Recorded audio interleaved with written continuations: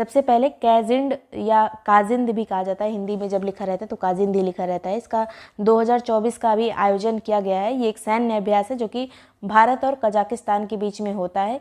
इस बार इसका आयोजन किया गया है औली में, जो कि उत्तराखंड में है। कभी कभी ये उत्तराखंड नहीं लिखा रहता है, सीधे यही वाला स्थान लिख दिया रहता है, क्योंकि जो ये सैन्य अभ्यास होते हैं उसमें ज़्यादा जो है अक्सर आपने यही वाले इस तरह के छोटे स्थान जहाँ पर भी आयोजन होता है वो स्थान दिया रहता है, स्टेट का नाम नहीं दिया रहता है। तो औली याद रखिएगा, कैजेंड यहाँ पे आयोजित हुआ है। 8th एडिशन था ये कैजेंड का।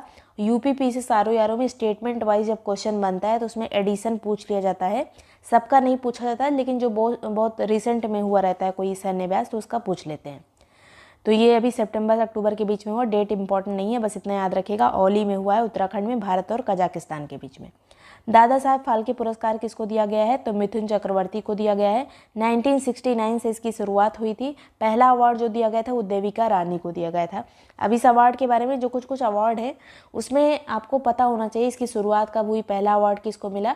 ये हम मिसलेनियस में कवर करेंगे, लेकिन अगर अभी करंट में मिलता जा रहा है तो वहाँ पर भी हमें देखना पड़ेगा, क्योंकि ये सब चीज़ें जो होती हैं बार बार रिवाइज करनी पड़ती हैं। नेक्स्ट है यहाँ पर सबसे पुराना एक आई लाइनर प्राप्त हुआ है, मेकअप प्रोडक्ट है एक आई लाइनर, वो प्राप्त हुआ है कहाँ से? तो ये तुर्की से प्राप्त हुआ है। तुर्की में एक जगह है येसिलोवा होयुक, यहाँ से मिला है आई लाइनर, जो अभी तक का सबसे पुराना आई लाइनर ही प्राप्त हुआ है। नेक्स्ट है हरियाणा विधानसभा चुनाव के बाद जो है मुख्यमंत्री कौन बने हैं? तो नायब सिंह सैनी बने हैं। और जम्मू कश्मीर में भी ये भी चुनाव हुए थे, तो यहाँ पे उमर अब्दुल्ला बने हैं मुख्यमंत्री।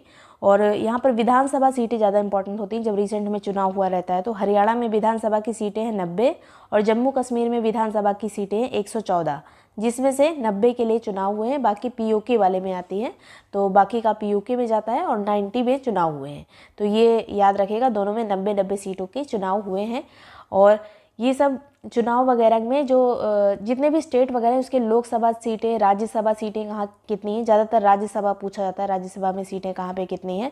और इस तरह से भी क्वेश्चन आता है कि निम्न में से कौन से राज्य में राज्यसभा की सीटें बराबर बराबर हैं। तो ये सब हम एक बार पढ़ेंगे मिसलेनियस में, लेकिन याद रखिए कि ये टॉपिक इंपॉर्टेंट है तो आप अलग से भी पढ़ सकते हैं। नेक्स्ट बात करेंगे, भारतीय तटरक्षक बल के 26वें प्रमुख कौन बने हैं? तो परमेश शिवमणि बने हैं। और इसकी स्थापना हुई थी तटरक्षक बल की 1977 में, और जो औपचारिक उद्घाटन हुआ था ये फरवरी 1977 में स्थापना हुई थी। औपचारिक उद्घाटन 78 में हुआ था, लेकिन डेट यही मानी जाती है 77 वाली। तो तटरक्षक बल की स्थापना 77 में हुई थी। 26वें प्रमुख बने परमेश शिवमणि। भारत की दुनिया की 8000 मीटर से ज़्यादा ऊंचाई वाली 14 चोटियां फतेह करने वाला सबसे युवा व्यक्ति कौन बने हैं? तो इनका नाम है नीमा रिंजी शेरपा। 14 से ज़्यादा ऐसी चोटियां फतेह कर चुके हैं जिनकी ऊंचाई 8000 मीटर से ज़्यादा थी। और ये जो कहाँ से संबंधित है? तो नेपाल से संबंधित है नीमा रिंजी शेरपा। नेक्स्ट बात करेंगे, 20वें अंतर्राष्ट्रीय शिक्षा शो में भारत द्वारा शुरू किया गया एक कैंपेन कौन सा है? तो स्टडी इन इंडिया, ये एक कैंपेन शुरू किया गया है अंतर्राष्ट्रीय शिक्षा शो में, जो कि शारजाह में आयोजित हुआ था यूएई में। वहाँ पे भारत ने अपना ये कैंपेन शुरू किया जिससे जो विदेशी छात्र हैं वो भारत में आकर भारत की यूनिवर्सिटीज़ वगैरह में एडमिशन लें। नेक्स्ट बात करेंगे, भारत की 14वीं जो महारत्न कंपनी बनी है, डिक्लेयर की गई है, वो कौन सी है? तो हिंदुस्तान एरोनॉटिक्स लिमिटेड HAL जो है 14वीं महारत्न कंपनी बनी है। 5वां राष्ट्रीय जल पुरस्कार किसको मिला है? तो इसमें टॉप 3 जरूर याद रखिए। नंबर 1 पे है उड़ीसा को मिला है राष्ट्रीय जल पुरस्कार। सेकंड पे उत्तर प्रदेश का नंबर आता है। तीसरे पे गुजरात और पौंडीचेरी दोनों है। तो यहाँ पर तीनों याद रखना है। उड़ीसा नंबर 1, उसके बाद उत्तर प्रदेश है, उत्तर प्रदेश की रैंक सेकंड है, याद रखिएगा। उसके बाद गुजरात, फिर पौंडीचेरी। ये 5वां राष्ट्रीय जल पुरस्कार था। वर्ल्ड टेलीकम्युनिकेशन स्टैंडर्डाइजेशन असेंबली 2024 का आयोजन कहाँ पे किया गया है? तो ये नई दिल्ली में आयोजन किया गया, पीएम मोदी द्वारा इसका उद्घाटन किया गया था, वर्ल्ड टेलीकम्युनिकेशन स्टैंडर्डाइजेशन असेंबली का। फिर है विश्व खाद्य दिवस, ये 16 अक्टूबर को मनाया गया। 1981 से इसकी शुरुआत हुई थी, 16 अक्टूबर को मनाया जाता है हर साल विश्व खाद्य दिवस। 2024 में इसकी थीम क्या थी? तो इसकी थीम थी right to food for a better life and a better future. Right to food for a better life and better future 2024 की इसकी थीम है।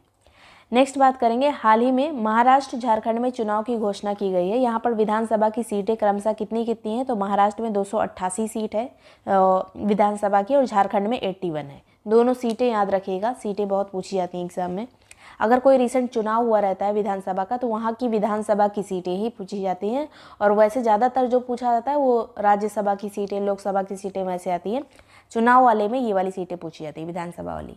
नेक्स्ट बात करेंगे, आईसीसी हॉल ऑफ फेम में शामिल होने वाली दूसरी महिला क्रिकेटर कौन बनी? तो इनका नाम है नीतू डेविड, और इससे पहले 2023 में भारत की जो हॉल ऑफ फेम में शामिल होने वाली क्रिकेटर थी वो थी डायना एडुल्जी, और अभी बनी है नीतू डेविड।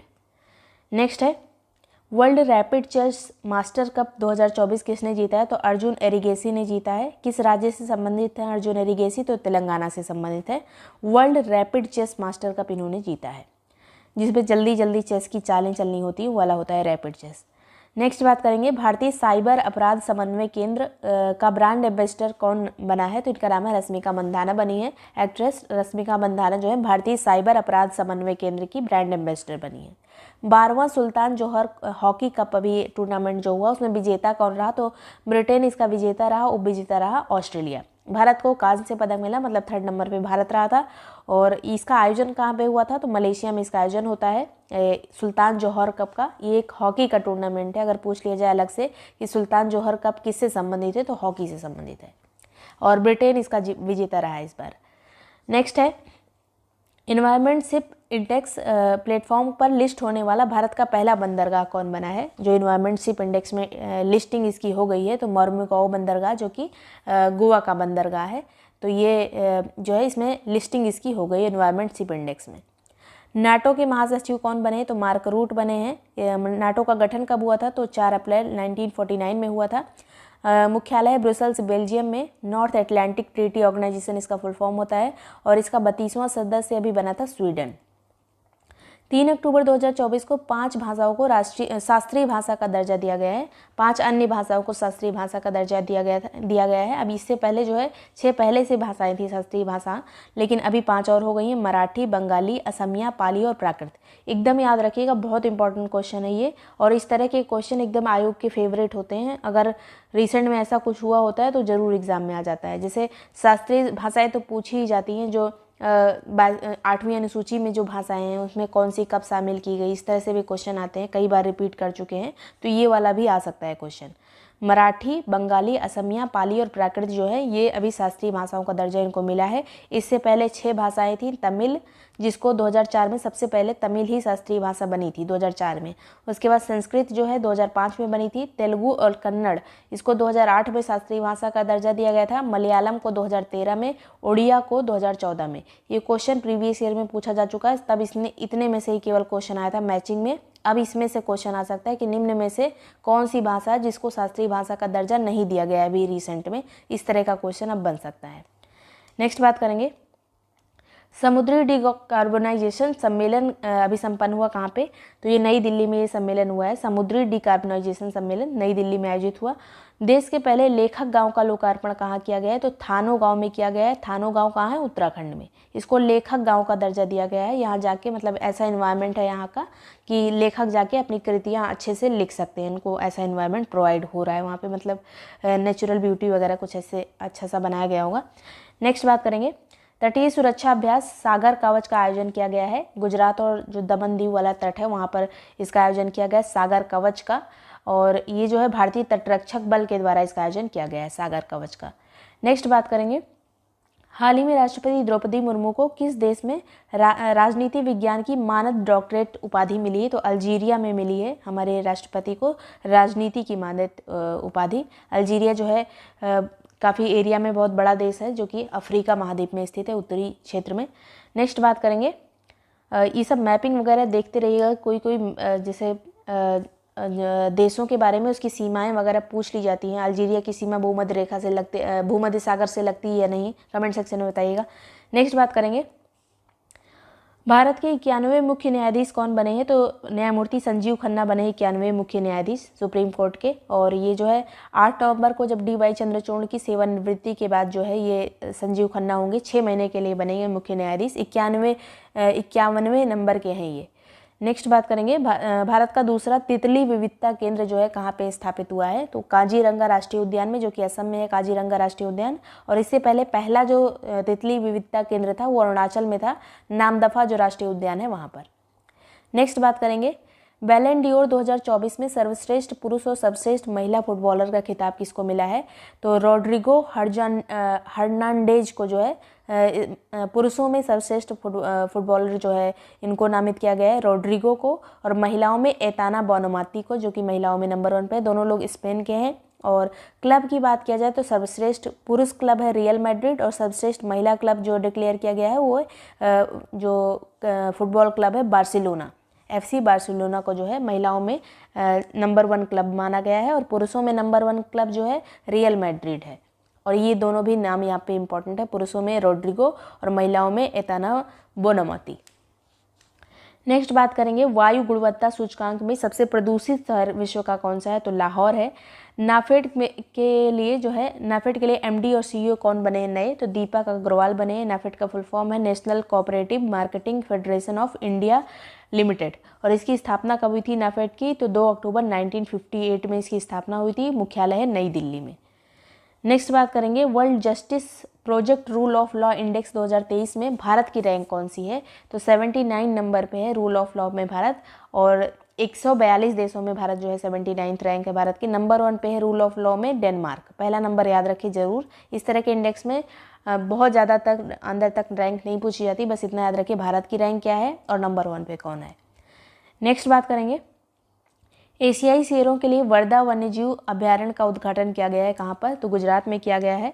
और राज्य ये वर्धा राष्ट्रीय वन्यजीव अभ्यारण्य अलग से याद रखिएगा कहाँ पर स्थित है, गुजरात में स्थित है। और गुजरात से संबंधित कुछ जैसे गिर नेशनल पार्क है, ये भी याद रखिएगा।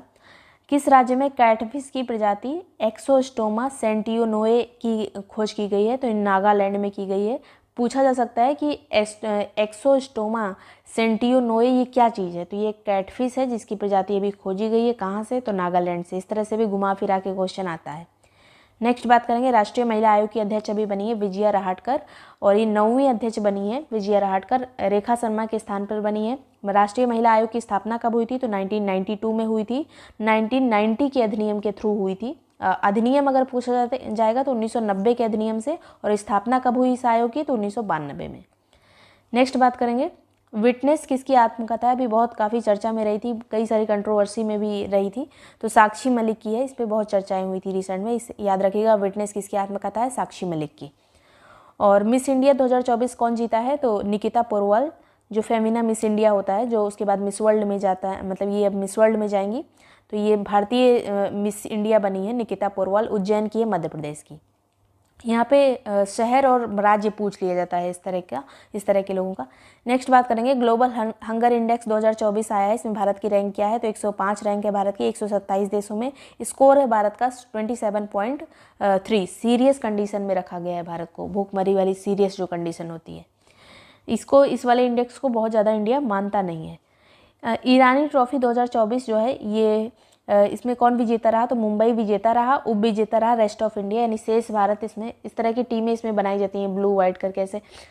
तो मतलब विजेता इस बार ये रहा मुंबई, एकदम याद रखिएगा। शेष भारत जो टीम थी वो उप विजेता रही। शस्त्र रामानुजम पुरस्कार 2024 ये जो है अभी किसको मिला है? तो अलेक्जेंडर इनको मिला है। ये जॉर्जिया इंस्टीट्यूट ऑफ टेक्नोलॉजी के प्रोफेसर हैं USA के, तो इनको मिला है अलेक्जेंडर डन इनका नाम है, इन नहीं अलेक्जेंडर डन इनका नाम है। शस्त्र रामानुजन पुरस्कार मिला है, गणित के क्षेत्र में दिया जाने वाला ये पुरस्कार है। नेक्स्ट है रानी रामपाल ने अभी संन्यास की घोषणा कर दी हाल ही में। तो ये किस खेल से संबंधित है? तो हॉकी की कैप्टन रह चुकी हैं, हॉकी टीम की इंडियन। और ये रानी रामपाल किस राज्य से संबंधित है? तो हरियाणा से संबंधित है। जिम्नास्ट दीपा कर्माकर ने भी संन्यास की घोषणा कर दी है। ये कहाँ से संबंधित है? तो ये त्रिपुरा से संबंधित हैं दीपा कर्माकर।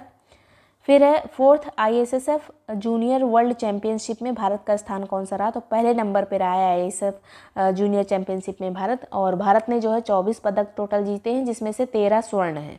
और ये आयोजन कहाँ पे हुआ था 4th ISSF junior world championship का? तो लीमा में हुआ था, जो कि पेरू की राजधानी है। और पेरू किस महाद्वीप में स्थित है? तो दक्षिणी अमेरिका महाद्वीप में स्थित है।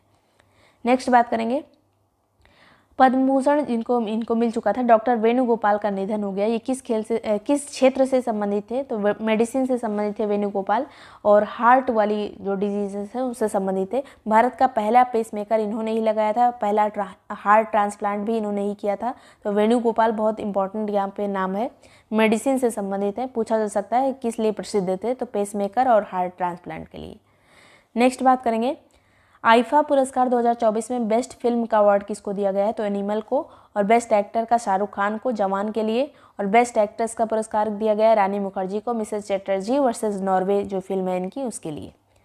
नेक्स्ट बात करेंगे, तूफान हेलेन अभी आया था, इससे प्रभावित देश कौन सा रहा? तो अमेरिका रहा, और फ्लोरिडा के आसपास वाला जो क्षेत्र है, अगर अमेरिका की बात करें तो यहाँ पे मैक्सिको के बगल ऐसे जो लटका हुआ एक पतला सा होता है यही फ्लोरिडा, तो इधर वाले जो क्षेत्र है वही प्रभावित हुआ था। नेक्स्ट बात करेंगे, गांधी जयंती 2 अक्टूबर को मनाएगी, और जो है इसको अहिंसा दिवस के रूप में भी मनाया जाता है। 15 जून 2007 को संयुक्त राष्ट्र महासभा द्वारा अंतर्राष्ट्रीय अहिंसा दिवस इसको घोषित किया गया था 2007 में।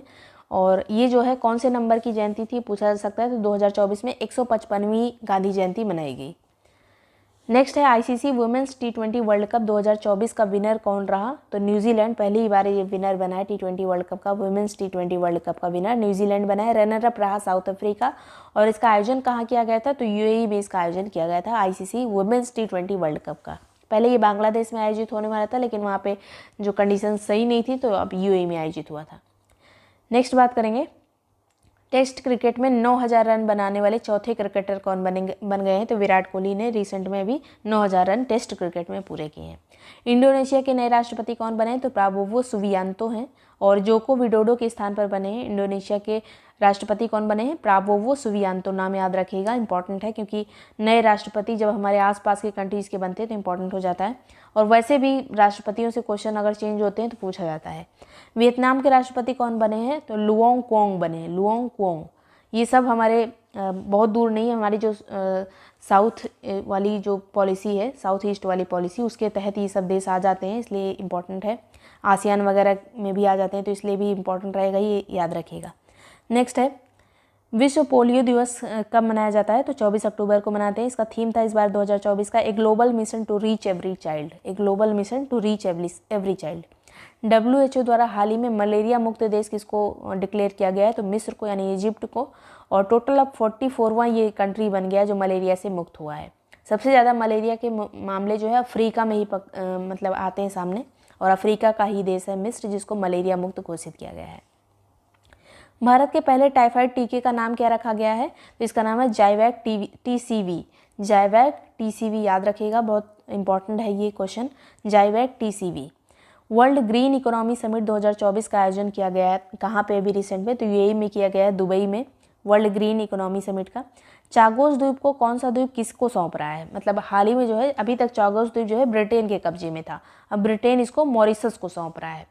तो ये कहाँ पे स्थित है चागोस द्वीप? तो हिंद महासागर का हिस्सा है, ब्रिटेन के कब्जे में अभी तक था, मॉरिशस का द्वीप है, तो मॉरिशस के कब्जे में अब आ गया है।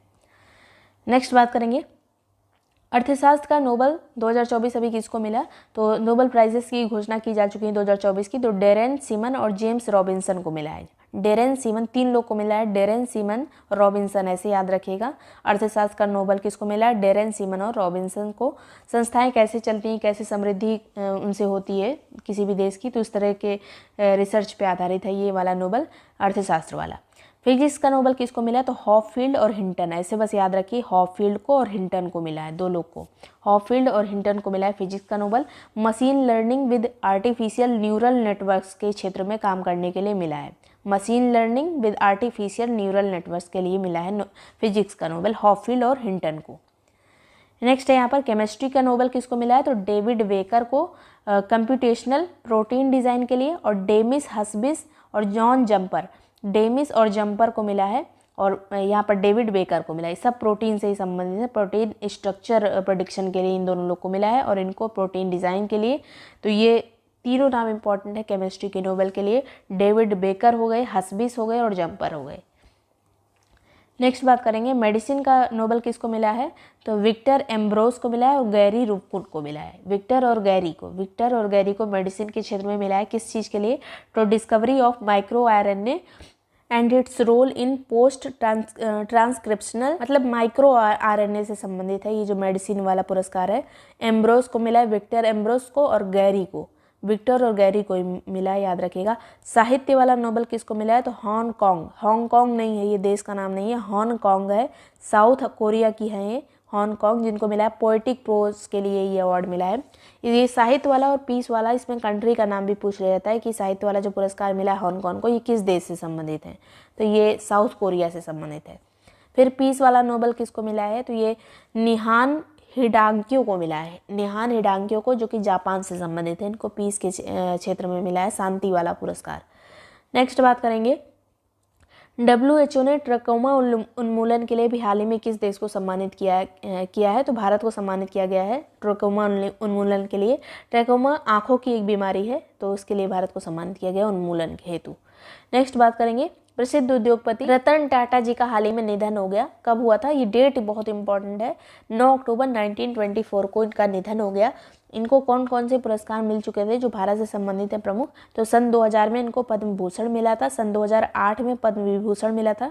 ये वाला पूछा जा सकता है, पद्म विभूषण इनको कब मिला था 2008 में, और 2021 में इनको असम वैभव पुरस्कार भी मिला था। तो ये याद रखेगा, रतन टाटा जी के बारे में और ज़्यादा रिसर्च कर लीजिएगा, इनके बारे में बहुत अच्छे से पढ़ लीजिएगा, क्योंकि इनसे रिलेटेड डीप में भी क्वेश्चन पूछा जा सकता है।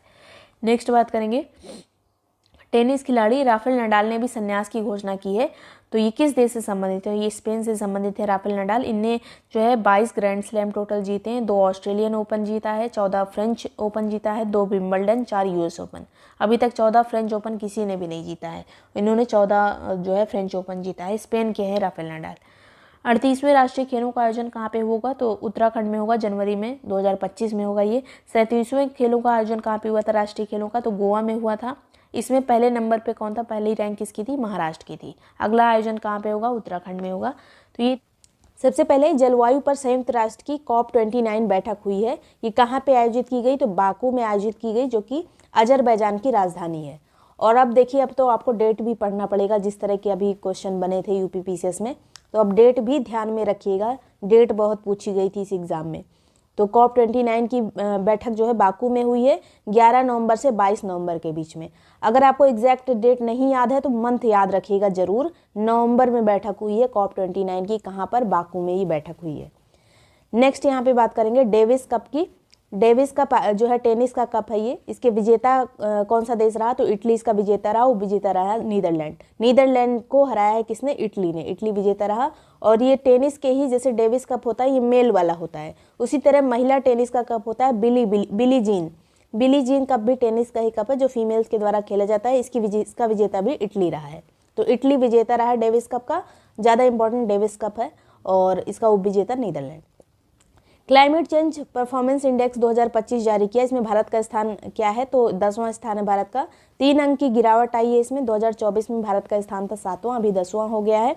पहली 3 रैंक को खाली रखा गया है, चौथे नंबर पे यानी शीर्ष पे देखा जाए तो ये डेनमार्क है, उसके बाद 5वें नंबर पे नीदरलैंड है। नंबर 1 पे कौन सा है, नंबर 1 2 3 पे कोई नहीं है, लेकिन चौथे नंबर पे डेनमार्क है, उसके बाद नीदरलैंड है। टोटल 67 कंट्रीज़ की यहाँ पर रैंक जारी की गई है क्लाइमेट चेंज वाली, जिसमें भारत का नंबर है 10वां।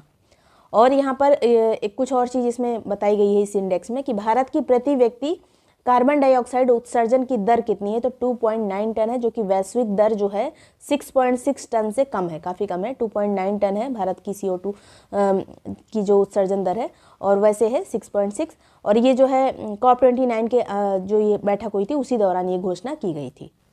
और नंबर 1 पे CO2 उत्सर्जन, कार्बन डाइऑक्साइड उत्सर्जन कौन सा देश करता है तो चीन करता है। सेकंड नंबर पे अमेरिका करता है और थर्ड पे अपना भारत है। पहले नंबर पे चीन सबसे ज़्यादा CO2 उत्सर्जन में।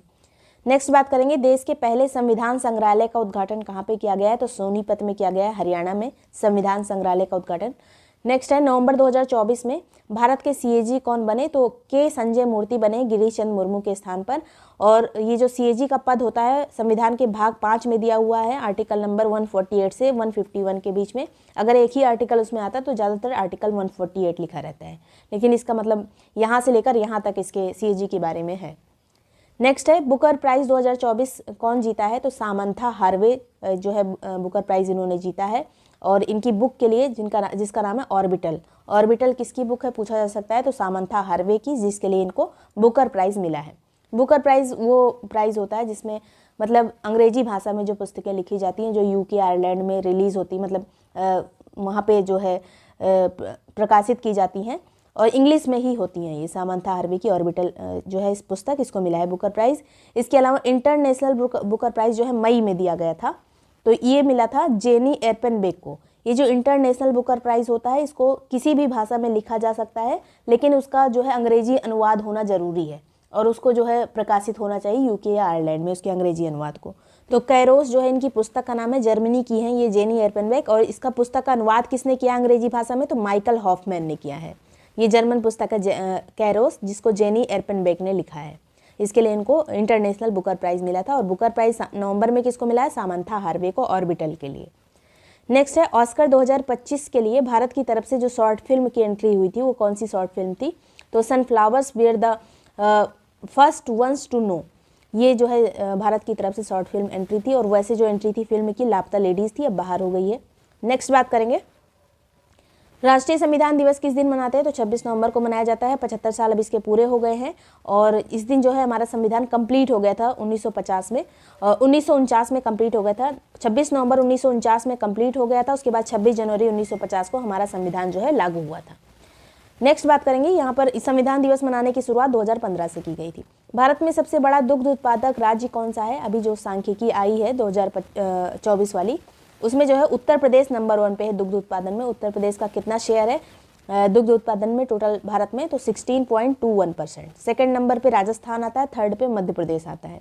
अभी जो है इस तरह का क्वेश्चन पूछा गया था जिसमें बिहार वाला जो था गलत दिया हुआ था कि बिहार का कितना शेयर है दुग्ध उत्पादन में।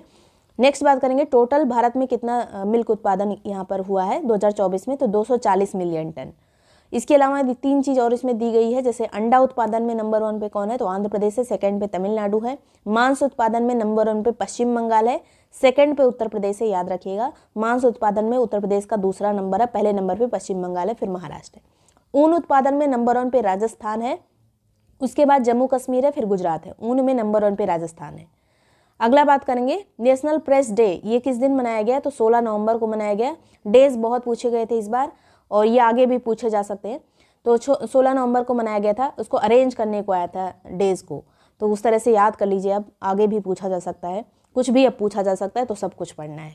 नेशनल प्रेस डे 16 नवंबर को मनाया गया और 1966 में इसी दिन जो है प्रेस काउंसिल ऑफ इंडिया का गठन किया गया था, इसीलिए इसको 16 नवंबर को नेशनल प्रेस डे मनाते हैं। वर्ल्ड प्रेस फ्रीडम डे किस दिन मनाते हैं, तो 3 मई को मनाते हैं। 2024 में इसकी थीम क्या थी, तो a press for the planet, journalism in the face of environmental crisis. A press for the planet, journalism in the face of environmental crisis, 3 मई का थीम था वर्ल्ड प्रेस फ्रीडम डे का।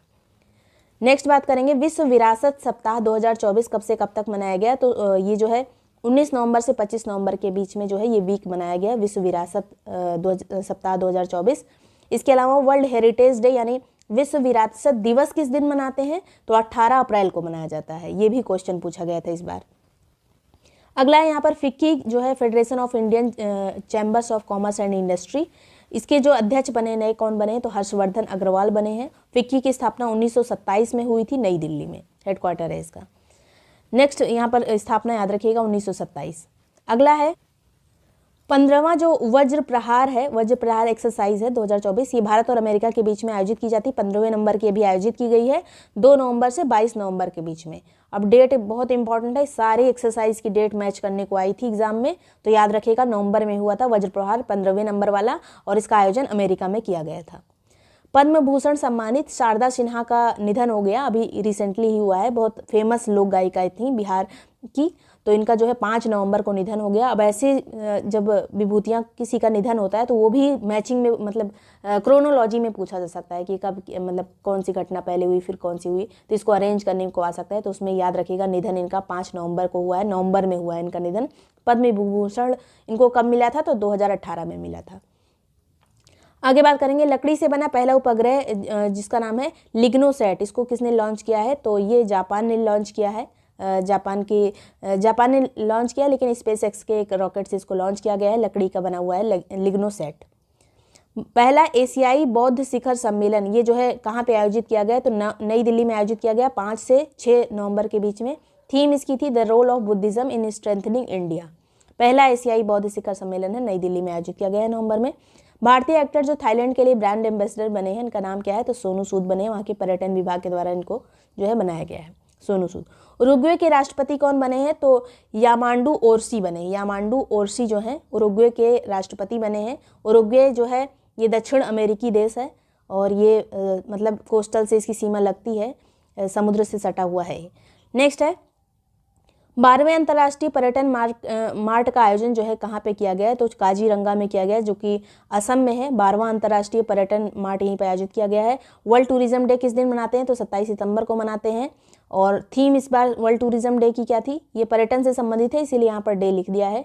थीम इस बार थी tourism and piece. और national tourism day किस दिन मनाते हैं, तो 25 जनवरी को मनाते हैं। खौफ देख रहे हैं आप यूपीपीसीएस के एग्जाम का 2024 वाले कि मैंने सब कुछ लिख दिया है यहाँ पर, सारे डे, चाहे वर्ल्ड वाला पूछे या नेशनल वाला। वर्ल्ड टूरिज्म डे 27 सितंबर, नेशनल टूरिज्म डे 25 जनवरी। नेक्स्ट बात करेंगे, यहाँ पर 25 जनवरी वाले का थीम इसलिए नहीं लिखा है कि जनवरी जब 2025 में आएगा तब इसका जब थीम आ जाएगी नेशनल टूरिज्म डे की, तब उसको अलग से पढ़ना पड़ेगा, क्योंकि अभी रिसेंट में ही जनवरी आने वाली है तो उसका थीम अलग होगा। अभी 24 वाली थीम ना याद करिए, लेकिन इसकी वाली जो है 27 सितंबर वाली वर्ल्ड टूरिज्म डे की थीम याद कर लीजिए, टूरिज्म एंड पीस। IPL 2025 में सबसे महंगे खिलाड़ी कौन से साबित हुए, मतलब सबसे ज़्यादा जो नीलामी में जिनके लिए मतलब जिनकी नीलामी सबसे महंगे रेट पे हुई, ऋषभ पंत 27 करोड़ में इनकी नीलामी हुई, अभी तक का सबसे ज़्यादा ये है। सेकंड नंबर पे श्रेयस अय्यर थे। और ऋषभ पंत को किसने खरीदा है, तो यूपी सुपर जायंट ने। पैन 2.0 प्रोजेक्ट को मंजूरी दे दी गई है। ये वित्त मंत्रालय का प्रोजेक्ट है पैन 2.0, जिसके तहत पैन कार्ड्स को डिजिटल बनाने के लिए ये प्रोजेक्ट चालू किया गया है। नेशनल नेचुरल फार्मिंग मिशन की शुरुआत जो है इसको मंजूरी दे दी गई है नेचुरल फार्मिंग के लिए, और इसको जो है कृषि और किसान कल्याण मंत्रालय के द्वारा किया जा रहा है। इसका बजट जो है टोटल वो है 2481 करोड़ रुपए, 2481 करोड़ रुपए। और ये वाला वित्त वर्ष जब कंप्लीट होगा तब तक के लिए है ये। जो ये वित्त आयोग बना है जो अभी, उसको वो जब कंप्लीट होगा तब तक के लिए है ये नेशनल नेचुरल फार्मिंग मिशन।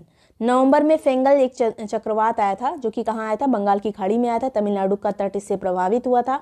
और फेंगल नाम किसने दिया, तो सऊदी अरब ने। नाम वगैरह अभी तक बहुत पूछे जाते थे यूपीपीसीएस वगैरह के एग्जाम में, आरओ में भी इंपॉर्टेंट रहेगा ये।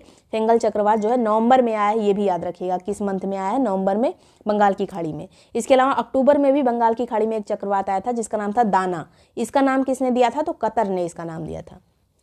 भारत का 56वां टाइगर रिजर्व कौन सा बना है, तो गुरु घासीदास तिमोर पिंगला जो है ये 56वां टाइगर रिजर्व बन गया है छत्तीसगढ़ में। और 55वां कौन सा था, तो धौलपुर करौली टाइगर रिजर्व जो कि राजस्थान का है। 54वां कौन सा था, तो वीरांगना दुर्गावती टाइगर रिजर्व जो कि मध्य प्रदेश का है। 56वां भी बना है गुरु घासीदास। अगला है 73वीं मिस यूनिवर्स कौन बनी है, तो विक्टोरिया कैयर थेलविग बनी है। कहाँ की है, डेनमार्क की। विक्टोरिया कैयर कहाँ की है, डेनमार्क की, जो कि 73वीं मिस यूनिवर्स बनी है। और इस बार मिस यूनिवर्स का आयोजन कहाँ पे किया गया था नवंबर में, तो मैक्सिको में किया गया था। भारत की ओर से शामिल कौन हुई थी, तो रिया सिंगला हुई थी। रिया सिंगला इनका नाम है। भारत की तरफ से जो मिस यूनिवर्स अभी तक रह चुकी हैं, तो सुष्मिता सेन 1994 में, उसके बाद सन 2000 में लारा दत्ता, सन 2021 में जो है हरनाथ संधू। अभी तक मतलब 3 मिस यूनिवर्स भारत की तरफ से रह चुकी हैं, सबसे पहले सुष्मिता सेन। आगे बात करेंगे पुस्तक 100 मोदी मंत्रास और a decade of India's uprising के लेखक कौन है। पुस्तक का नाम है 100 मोदी मंत्रास, इसके लेखक हैं शंकर लालवानी। शंकर लालवानी इंदौर से सांसद थे और यही शंकर लालवानी है जो सबसे ज़्यादा अंतर से इस बार जो है चुनाव जीते थे, क्योंकि कांग्रेस का कोई प्रत्याशी उस टाइम पे नहीं था और नोटा का वहाँ पे मतलब दूसरा ऑप्शन रखा गया था, तो सबसे ज़्यादा अंतर से ही जीतने वाले सांसद हैं शंकर लालवानी, इन्हीं की ये पुस्तक है।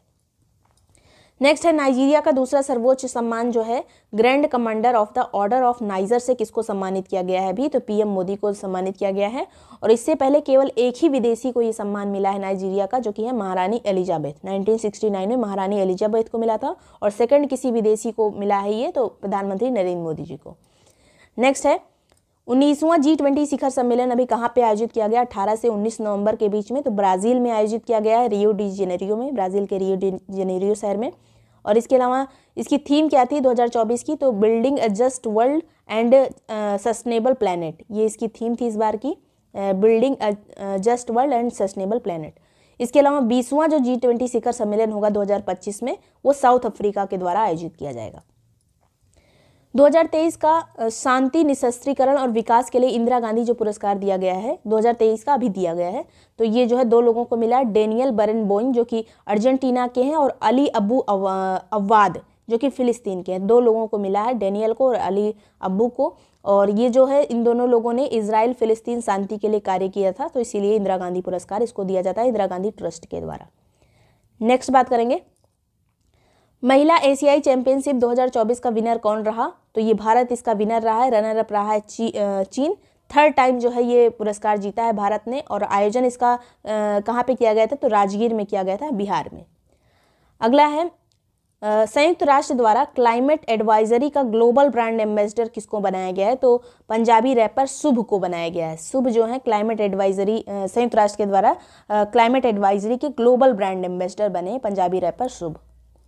2025 में खेलो इंडिया यूथ गेम्स और खेलो इंडिया पैरा गेम्स का आयोजन कहाँ पे होगा? तो बिहार में होगा इसका आयोजन। और ये 7वां एडिशन है खेलो इंडिया का, और पैरा गेम्स का ये दूसरा एडिशन है। पहला खेलो इंडिया कहाँ पे हुआ था? तो 2018 में नई दिल्ली में हुआ था। मॉरिशस के प्रधानमंत्री कौन चुने गए हैं? तो नवीन राम गुलाम चुने गए हैं मॉरिशस के प्रधानमंत्री। इसके अलावा भारत के 91 मुख्य न्यायाधीश कौन बने हैं? तो संजीव खन्ना बने हैं। भारत के जो सुप्रीम कोर्ट है उसके पहले मुख्य न्यायाधीश कौन थे? तो हीरा लाल जे कानिया थे। और ये जो है 28 जनवरी 1950 को जब इनॉग्रेशन हुआ था सुप्रीम कोर्ट का, आज़ादी के बाद जब संविधान लागू हो गया था उसके बाद, तब जो है 28 जनवरी डेट याद रखिएगा, तब ये जो है पहले मुख्य न्यायाधीश बने थे, हीरा लाल जे कानिया। पहली महिला न्यायाधीश कौन थी सुप्रीम कोर्ट की? तो फातिमा बीबी थी 1989 में।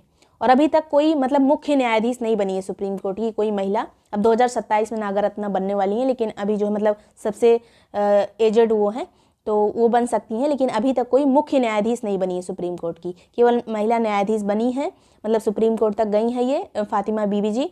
और इनका भी हाल में निधन हो गया था, इसलिए भी चर्चा में रहा था, क्वेश्चन भी पूछा गया था यूपीपीसीएस में।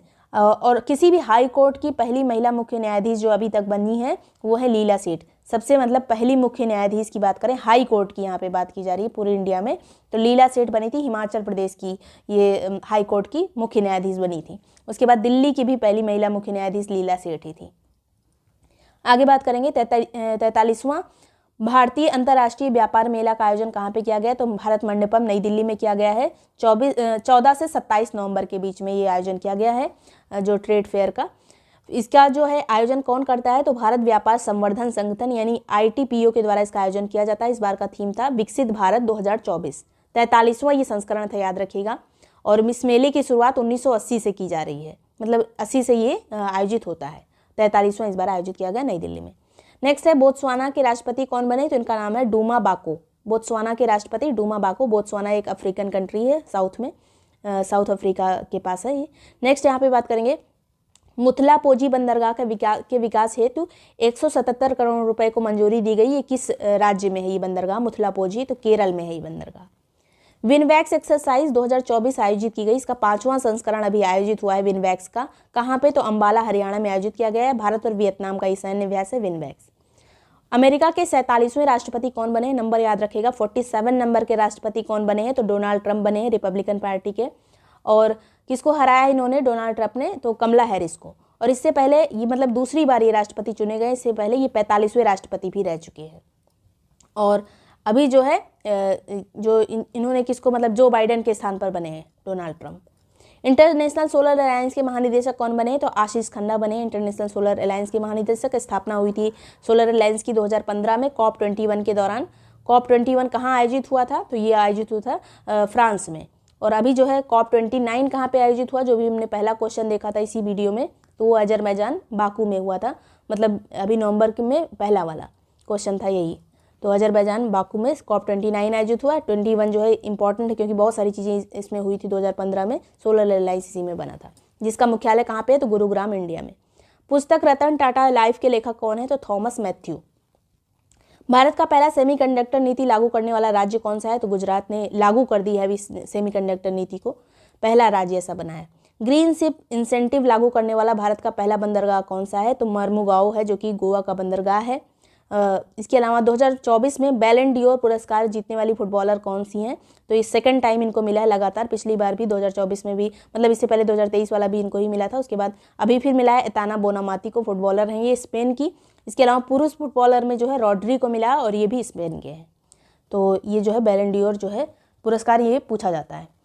तो वीडियो पसंद आया हो, यूजफुल लगा हो तो लाइक सब्सक्राइब करिएगा। नवंबर में यहाँ से क्वेश्चन पूछे जा सकते हैं यूपीपीसीएस में भी और आरओ में भी। सबसे पहले बीएसएफ का स्थापना दिवस मनाया गया है, 1 दिसंबर को मनाया जाता है ये। और 2024 में कौन से नंबर का स्थापना दिवस मनाया गया बीएसएफ का, तो 60 नंबर का ये स्थापना दिवस था। बीएसएफ का गठन हुआ था 1965 में और ये जो है पाकिस्तान सीमा और बांग्लादेश सीमा पर हमारी मतलब रक्षा करती है बीएसएफ। और इस साल जो है 2024 में बीएसएफ का ये जो स्थापना दिवस मनाया जा रहा था, उसी के तहत त्रिपुरा विश्वविद्यालय में हथियारों का प्रदर्शन किया गया। तो ये भी स्टेटमेंट वाइज क्वेश्चन बन सकता है यूपीपीसीएस आरओ वगैरह में। नेक्स्ट है यहाँ पर हॉर्नबिल महोत्सव मनाया गया। ये कहाँ का महोत्सव हॉर्नबिल, तो नागालैंड का है। 1 दिसंबर से इसकी शुरुआत हुई, 1 दिसंबर से मनाना इसको शुरू किया गया है। और इस बार इस महोत्सव का पार्टनर स्टेट कौन सा है, तो सिक्किम पार्टनर स्टेट है। और पार्टनर कंट्री कौन सा है, तो वेल्स और जापान। हॉर्नबिल महोत्सव कहाँ का है, तो नागालैंड का है। इसके अलावा अगर पूछा जाए कि हॉर्नबिल जो है कहाँ का राष्ट्रीय पक्षी है, तो हॉर्नबिल अरुणाचल प्रदेश का राष्ट्रीय पक्षी है, नागालैंड का नहीं है। इसके अलावा एक त्योहार इसी तरह का और होता है पक्के पागा हॉर्नबिल महोत्सव, जो कि अरुणाचल प्रदेश में मनाया जाता है।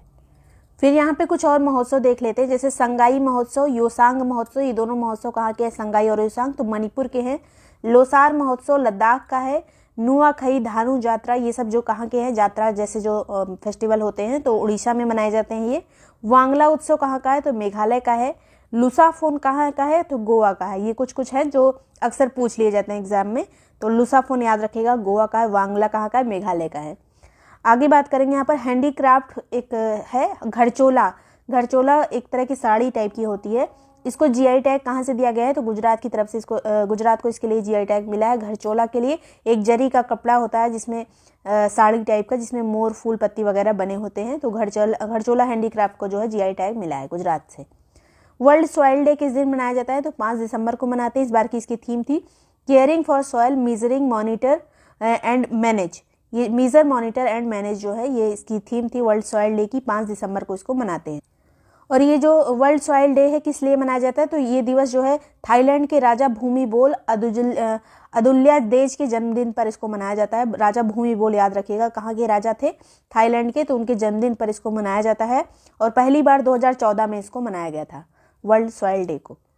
नेक्स्ट है ऑक्सफोर्ड डिक्शनरी का वर्ल्ड ऑफ द ईयर कौन सा बना, तो ऑक्सफोर्ड डिक्शनरी का वर्ल्ड ऑफ द ईयर है ब्रेन रॉट। 2024 का ये वर्ल्ड ऑफ द ईयर है ऑक्सफोर्ड डिक्शनरी की तरफ से, ब्रेन रॉट, जिसमें इंसान मोबाइल चलाता है, इंस्टाग्राम वगैरह जो भी है चलाते रहते हैं और सोचते नहीं कि क्या देखना है, लगातार देखते जाते हैं, तो उसी को ब्रेन रॉट कहा जाता है। नेक्स्ट कहते हैं यहाँ पर, नेक्स्ट है क्वेश्चन, यूनेस्को द्वारा भारत के किस राज्य को हेरिटेज टूरिज्म के लिए शीर्ष डेस्टिनेशन घोषित किया गया है, तो पश्चिम बंगाल को जो है यूनेस्को की तरफ से शीर्ष डेस्टिनेशन खोजा गया मतलब घोषित किया गया है। पश्चिम बंगाल में हेरिटेज साइट कौन कौन सी है, तो 5 है टोटल, इंडिया में 43, जिसमें से 5 पश्चिम बंगाल में है। कौन कौन सी, तो सुंदरबन राष्ट्रीय उद्यान, विष्णुपुर मंदिर, Darjeeling Himalayan rail, Neora valley बहुत बार मैचिंग में आता है, वैली जब पूछी जाती है तो कहाँ पर है, पश्चिम बंगाल में। इसके अलावा शांति निकेतन भी हेरिटेज साइट है यूनेस्को की तरफ से पश्चिम बंगाल में। अगला है उबर कंपनी ने किस झील में अपनी जल परिवहन सेवाएं भी शुरू की हैं, तो डल झील में, जम्मू कश्मीर में जो है उबर ने अपनी सेवाएं शुरू कर दी हैं। वर्ल्ड वेट लिफ्टिंग चैंपियनशिप 2024 का आयोजन कहाँ पे हो रहा है, तो बहरीन में हो रहा है, जिसकी राजधानी है मनामा, तो मनामा में ही आयोजित किया जा रहा है। बहरीन एक छोटा सा कंट्री है, द्वीपीय देश है, इसको देख लीजिएगा जब मिडिल ईस्ट वाले कंट्रीज देखेंगे, जो खाड़ी वाले प्रदेश हैं वहाँ पर देखेंगे तो ये जो है बहरीन दिखेगा। इसको एक बार मैप में जूम करके एकदम अच्छे से देख लीजिएगा, क्योंकि इससे रिलेटेड क्वेश्चन आते हैं जो छोटे छोटे कंट्री है वहाँ पर। तो ये वेट लिफ्टिंग चैंपियनशिप कहाँ पे आयोजित हो रही है, बहरीन में। भारत की ओर से 3 महिलाएं इसमें शामिल हुई थी, ज्ञानेश्वरी देवी, विंध्या रानी, दीति भोनी सोनवाल, ये 3 लोग शामिल हुई थी, लेकिन मतलब शीर्ष रैंक नहीं आई है इनकी। नंबर 1 पे अगर देशों की बात करें तो नंबर 1 पे है नॉर्थ कोरिया, उसके बाद सेकंड नंबर पे है चीन। नॉर्थ कोरिया नंबर 1 पे है वेट लिफ्टिंग में, याद रखिएगा, सेकंड पे चीन है। भारत की तरफ से 3 महिलाएं शामिल हुई थी, ज्ञानेश्वरी देवी, विंध्या रानी, दीति भोनी सोनवाल। नेक्स्ट है इंडियन साइन लैंग्वेज यानी ISL के लिए नया DTH एक चैनल आया है, जिसका नाम क्या है इस चैनल का, साइन लैंग्वेज जो मूक बधिर जो लोग होते हैं उनके लिए ये चैनल होता है। तो PM ई-विद्या जो है इस चैनल का नाम है। वर्ल्ड एड्स डे किस दिन मनाते हैं? तो 1 दिसंबर को मनाया जाता है। इस 2024 का थीम क्या था? तो take the right path, my health my right. Take the right path, my health my right इस बार का 1 दिसंबर का थीम था। महाबोधि महोत्सव 2024 का आयोजन कहाँ पे किया गया है? तो सांची में किया गया है। सांची जो है रायसेन जिले में है, मध्य प्रदेश में। 30 नवंबर से 1 दिसंबर के बीच में इसका महाबोधि महोत्सव का आयोजन किया गया। बौद्ध का बहुत बड़ा स्तूप है यहाँ पर सांची में, तो यहीं पर ये महोत्सव आयोजित किया गया। नेक्स्ट है सिनबैक्स सैन्य अभ्यास का पहला संस्करण आयोजित हुआ। ये पहला ही सैन्य अभ्यास है। सिनबैक्स किसके बीच हो रहा है? तो भारत और कंबोडिया के बीच में हुआ 1 दिसंबर से 8 दिसंबर के बीच में। कहाँ पे? तो महाराष्ट्र के पुणे में आयोजित किया गया सिनबैक्स, भारत और कंबोडिया के बीच में। नेक्स्ट है नामीबिया की पहली महिला राष्ट्रपति कौन निर्वाचित हुई? तो उनका नाम है नेटुम्बो नंदी नदैत्वा। एकदम याद रखिएगा क्योंकि पहली महिला राष्ट्रपति बनी है नेटुम्बो नंदी नदैत्वा, नामीबिया की राष्ट्रपति बनी है। नामीबिया जो है अफ्रीका का एक कंट्री है, वहाँ की ये राष्ट्रपति बनी है। हॉर्टिकल्चर प्रोडक्टिविटी को बढ़ावा देने के लिए भारत सरकार ने एशियन डेवलपमेंट बैंक से कितने ऋण के लिए समझौता किया है? तो 98 मिलियन $US जो है अमेरिकी सरकार को मतलब इंडियन गवर्नमेंट को प्राप्त होगा। किससे? एशियन डेवलपमेंट बैंक से। $98 मिलियन किस चीज़ के लिए? हॉर्टिकल्चर प्रोडक्टिविटी को बढ़ावा देने के लिए। इंदिरा गांधी पुरस्कार 2024 किसको मिला है? तो इसकी भी हाल में दिसंबर में ही घोषणा की गई है 2024 वाले की। तो मिशेल बैचलेट को मिलेगा। ये चिली के हैं, चिली से संबंधित हैं ये। मिशेल बैचलेट एक तरह की समाज सेवी हैं और इनको जो है ये इंदिरा गांधी पुरस्कार किस लिए दिया जाता है? तो शांति निशस्त्रीकरण और विकास के लिए जो लोग काम करते हैं उनको दिया जाता है ये इंदिरा गांधी फाउंडेशन के द्वारा। और अभी नवंबर में ही जो है 2023 वाला जो पुरस्कार था उसकी भी घोषणा की गई थी। तो ये 2 लोगों को मिला था, डेनियल बरेनबॉय और अली अबू अव्वाद। ये डेनियल कहाँ के हैं? तो अर्जेंटीना के, अली अबू अव्वाद फ़लस्तीन के हैं।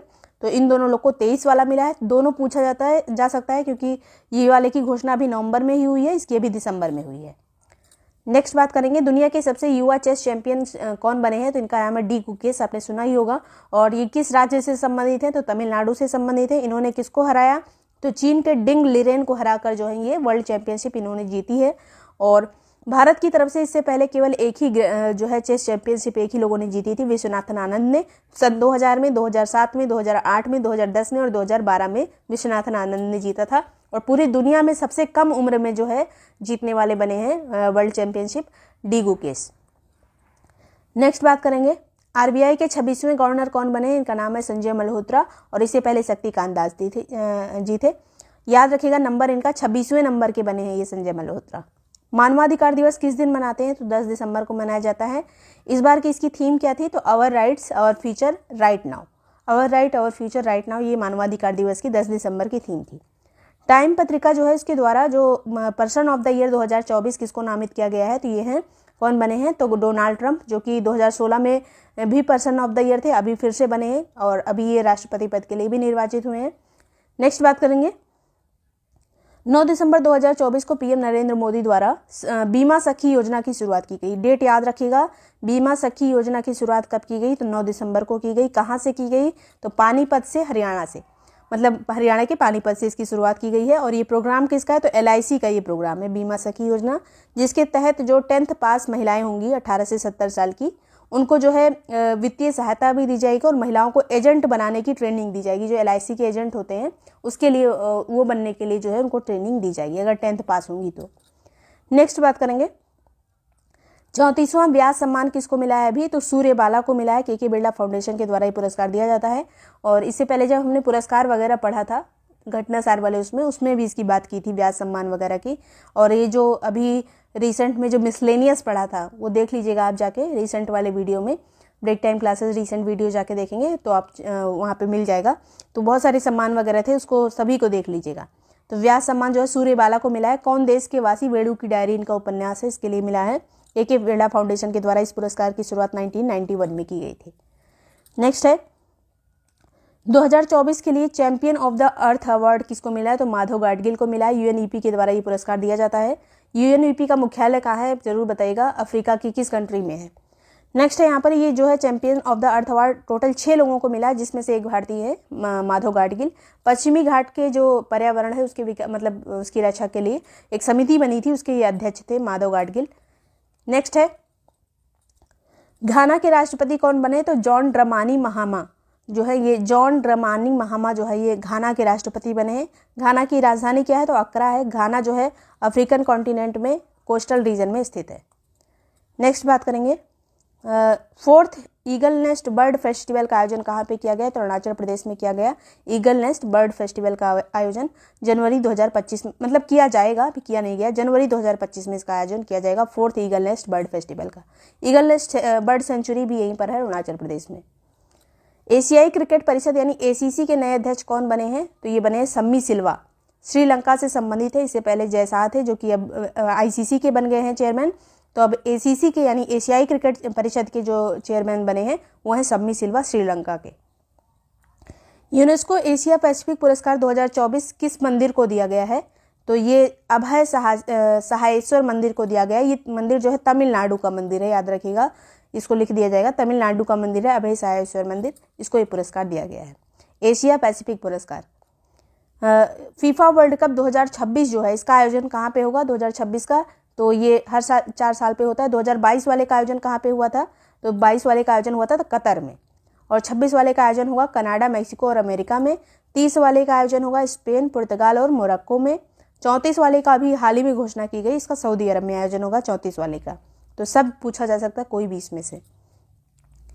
नेक्स्ट है, दिसंबर 2024 में 10वें विश्व आयुर्वेद कांग्रेस और आरोग्य एक्सपो की मेजबानी कौन करेगा, तो ये जो है उत्तराखंड के द्वारा ये दिसंबर में मेजबानी की गई। 10वें विश्व आयुर्वेद कांग्रेस की मेजबानी कौन करा, तो उत्तराखंड के द्वारा इसकी मेजबानी की गई। क्वांटम कंप्यूटिंग के लिए विलो चिप एक बनाई गई है, इसको किसने बनाया विलो चिप को, तो गूगल के द्वारा ही बनाया गया, बस इतना याद रखिए। विलो चिप किसने बनाई है, गूगल ने। डॉक्टर मनमोहन सिंह जी का निधन हो गया, एकदम डेट एग्जैक्ट याद रखिएगा क्योंकि ये पूछा जा सकता है, क्रोनोलॉजी में भी इसको डाला जा सकता है। इनका जन्म कब हुआ था डॉक्टर मनमोहन सिंह जी का, तो 26 सितंबर 1932 में हुआ था। 1932 में जन्म हुआ था और 26 दिसंबर 2024 में इनका निधन हुआ। भारत के 13वें प्रधानमंत्री थे ये मनमोहन सिंह जी। इनकी आत्मकथा का नाम है चेंजिंग इंडिया, ये सब चीज़ें याद रखिएगा। इनकी पुस्तक का नाम क्या है, तो India's export trends and prospects for self sustained growth, ये इनकी पुस्तक है। एक है लेवरेज ए ब्रॉडर व्यू, ये भी इनकी पुस्तक है। The quest of equality in development, ये भी इनकी पुस्तक है। तीनों पुस्तकों के नाम आपको याद होने चाहिए, कोई भी पूछी जा सकती है, या फिर इस तरह से पूछा जा सकता है कि निम्न में से कौन सी मनमोहन सिंह जी की पुस्तक नहीं है, इस तरह से भी क्वेश्चन आ सकते हैं, तो ये सब उसमें ऑप्शन में रह सकते हैं। इनको जो है पद्म विभूषण मिला था 1987 में। इनको भारत रत्न अभी नहीं मिला है, ये याद रखेगा। पद्म विभूषण इनको मिल चुका है 1987 में। 1982 से 85 के बीच में RBI के गवर्नर भी रह चुके थे। कब, 82 से 85 के बीच में। योजना आयोग के उपाध्यक्ष भी ये रह चुके थे 85 से 87 के बीच में। और प्रधानमंत्री के आर्थिक सलाहकार रह चुके थे 1990 से 91 के बीच में। UGC के चेयरमैन रह चुके थे ये मार्च 1991 से जून 1991 तक। इसके अलावा वित्त मंत्री भी रह चुके थे 91 से 96 तक। प्रधानमंत्री तो रहे ही थे 2004 से 2014 तक। तो ये सब स्टेटमेंट बन सकते हैं, निम्न में से किस पदों पर रह चुके थे, या फिर इस तरह पूरा मतलब सीधा सीधा स्टेटमेंट आ जाए, निम्न में से कौन सा कथन सही है कौन सा सही नहीं, इस तरह से। तो याद रखिएगा सभी चीज़ें। नेक्स्ट है, यूपी पुलिस द्वारा कुंभ मेले में फर्जी खबर और साइबर अपराध से निपटने के लिए एक पहल शुरू की गई, जिसका नाम है डिजिटल वॉरियर। डिजिटल वॉरियर पहल जो है यूपी में कुंभ मेले में शुरू की गई है। कुवैत के सर्वोच्च सम्मान order of Mubarak al Kabir से किसको सम्मानित होने वाले पहले भारतीय कौन है, तो PM नरेंद्र मोदी जी को इससे सम्मानित किया गया है। कुवैत का ये सम्मान है order of Mubarak al Kabeer. BBC sports personality of the year 2024 का खिताब किसने जीता है, तो BBC की तरफ से दिया गया है कीली हॉटकिंसन को। UK की हैं ये, कीली हॉटकिंसन को ये अवार्ड दिया गया है। और ये जो है एथलीट्स से संबंधित है, गोल्ड मेडल इनको मिला था पेरिस ओलंपिक में इस बार। रनर हैं ये कीली हॉटकिंसन, UK की हैं। नेक्स्ट है, पहला वर्ल्ड मेडिटेशन डे मनाया गया इस बार 21 दिसंबर 2024 को मनाया गया। पहला ही है ये वर्ल्ड मेडिटेशन डे। थीम क्या थी इसकी, तो meditation for global piece and harmony. Meditation for global piece and harmony. अगला है दिसंबर 2024 में संजीवनी योजना की शुरुआत कहाँ से की गई है, तो नई दिल्ली से की गई, जिसमें 60+ जो उम्र के लोग हैं उनको मुफ्त स्वास्थ्य सेवाएं दी जाएंगी, प्राइवेट और जो गवर्नमेंट हॉस्पिटल्स होते हैं उसमें। किस योजना के तहत, तो संजीवनी योजना के तहत। किस शिपयार्ड द्वारा निर्मित युद्धपोत INS नीलगिरी और INS सूरत को भारतीय सेना में शामिल किया गया है, तो इसको किसने बनाया है INS नीलगिरी INS सूरत को, तो मंझगांव डॉकयार्ड जो शिप बिल्डर्स है लिमिटेड उनके द्वारा, मुंबई में है ये मंझगांव डॉकयार्ड, तो उसके द्वारा इसको बनाया गया नीलगिरी और सूरत को, INS सूरत को। दिसंबर 2024 में राष्ट्रीय मानवाधिकार आयोग यानी NHRC के अध्यक्ष कौन बने हैं, तो ये बने न्यायमूर्ति वी सुब्रमण्यम बने हैं मानवाधिकार आयोग के अध्यक्ष, न्यायमूर्ति वी सुब्रमण्यम। फिल्म निर्माता श्याम बेनेगल का निधन हो गया, कब हुआ, तो 23 दिसंबर 2024 को। इनको दादा साहब फाल्के अवार्ड से भी सम्मानित किया जा चुका था 2005 में, पद्मश्री भी इनको मिला था 1976 में, पद्म भूषण भी मिला था 1991 में। तो याद रखिएगा इनको कौन कौन से अवार्ड मिले थे। श्याम बेनेगल काफ़ी फेमस थे, इनका निधन हो गया 23 दिसंबर को। ये भी क्रोनोलॉजी में डाला जा सकता है, इस तरह से जो क्वेश्चन आजकल बन रहे हैं। एक पुस्तक है जिसका नाम है Chaunk on food economics and society. इसके लेखक कौन है, तो इकोनॉमिक्स हैं ये, नोबेल विजेता भी हैं ये, अभिजीत बनर्जी, और ये इनकी पुस्तक है। फूड से रिलेट करके इन्होंने इकोनॉमिक्स की पुस्तक लिखी है, Chaunk on food economics and society. 18वीं वन रिपोर्ट आई है 2023 की, मतलब अभी जारी की गई है ये, लेकिन 2023 की है क्योंकि हर 2 साल पे जारी होती है। 21 में आई थी, अब 23 में आई है। 18वीं वन रिपोर्ट के अनुसार सर्वाधिक वन क्षेत्रफल जो है, क्षेत्रफल की दृष्टि से सर्वाधिक वन कहाँ पर है, तो नंबर 1 पे मध्य प्रदेश है, सेकंड पे अरुणाचल प्रदेश है, थर्ड पे छत्तीसगढ़। सबसे ज़्यादा क्षेत्रफल जिसमें वन है वो है मध्य प्रदेश में, सेकंड पे अरुणाचल प्रदेश, थर्ड पे छत्तीसगढ़। प्रतिशत के हिसाब से सबसे ज़्यादा वन कहाँ पर है, तो अगर कोई प्रतिशत का मतलब कि अगर कोई स्टेट इतना बड़ा है तो उसके सबसे ज़्यादा एरिया पे वन कहाँ है, तो लक्षद्वीप में है, 91.33% एरिया पे इसके वन है। इसके अलावा प्रतिशत में सेकंड नंबर पे आता है मिजोरम, फिर अंडमान निकोबार। सब यहाँ पर याद रखिएगा, इसको हम डिटेल में भी पढ़ेंगे वन रिपोर्ट को। नेक्स्ट बात करेंगे, सार्वजनिक स्थानों पर गोमांस पर प्रतिबंध लगा दिया गया, रेस्टोरेंट वगैरह हर जगह पे बैन कर दिया गया गोमांस को असम में। राष्ट्रपति द्रौपदी मुर्मू जी के द्वारा किस देश के सेना प्रमुख को मानद जनरल रैंक प्रदान की गई है, तो नेपाल के अशोक राज सिगडेल, इनको जो है मानद जनरल रैंक प्रदान की गई है हमारे राष्ट्रपति जी के द्वारा। नेक्स्ट बात करेंगे, 20वीं एशियाई महिला हैंडबॉल जो है ये किसने प्रतियोगिता जीती, चैंपियनशिप 2024 वाली, तो जापान ने जीती है एशियाई महिला हैंडबॉल चैंपियनशिप। उपविजेता कौन रहा, तो दक्षिण कोरिया, जापान ने दक्षिण कोरिया को हराया है। और इस हैंडबॉल एशियाई महिला हैंडबॉल चैंपियनशिप का आयोजन नई दिल्ली में किया गया था, इंडिया में, इसलिए ज़्यादा इंपॉर्टेंट है ये। नेक्स्ट बात करेंगे, FIFA mains of the year 2024 कौन बनाया है, तो विनीसियस जूनियर बने हैं, FIFA mains of the year इनको नामित किया गया है। फुटबॉल के फुटबॉलर हैं ये, ब्राज़ील और रियल मैड्रिड की तरफ से खेलते हैं ये। FIFA women's of the year जो है कौन बनी है, तो एताना बोनामाती बनी है सेकंड टाइम, और ये स्पेन और बार्सिलोना की तरफ से खेलती हैं। अगला है, भारत का पहला मधुमेह बायो बैंक कहाँ पे स्थापित किया गया है, तो चेन्नई में स्थापित किया गया है, तमिलनाडु में पहला मधुमेह बायो बैंक। इसके अलावा नेक्स्ट है, दिसंबर 2024 में युद्धाभ्यास एक डेजर्ट नाइट शुरू हुआ है, जो कि भारत, फ्रांस और UAE के बीच में होता है डेजर्ट नाइट। तो इसका आयोजन कहाँ पे किया गया, तो अरब सागर में इसका आयोजन किया गया, भारत, फ्रांस और UAE के बीच में। अगला है, यूनेस्को द्वारा किस देश की चावल से बनी शराब साके एक चावल की शराब है, इसको सांस्कृतिक विरासत का दर्जा दिया गया है यूनेस्को की तरफ से। तो कहाँ की है ये साके शराब, तो ये जापान की है। 17वीं सैयद मुश्ताक अली ट्रॉफी विजेता कौन रहा, तो मुंबई इसका विजेता रहा, जहाँ के कैप्टन है श्रेयस अय्यर। और उप विजेता कौन रहा, तो मध्य प्रदेश, मुंबई ने मध्य प्रदेश को हराया है सैयद मुश्ताक अली ट्रॉफी में। अगला है, 11 फीट की एक सरदार पटेल जी की प्रतिमा का अनावरण किया गया कहाँ पर, तो जोधपुर में किया गया, राजस्थान में।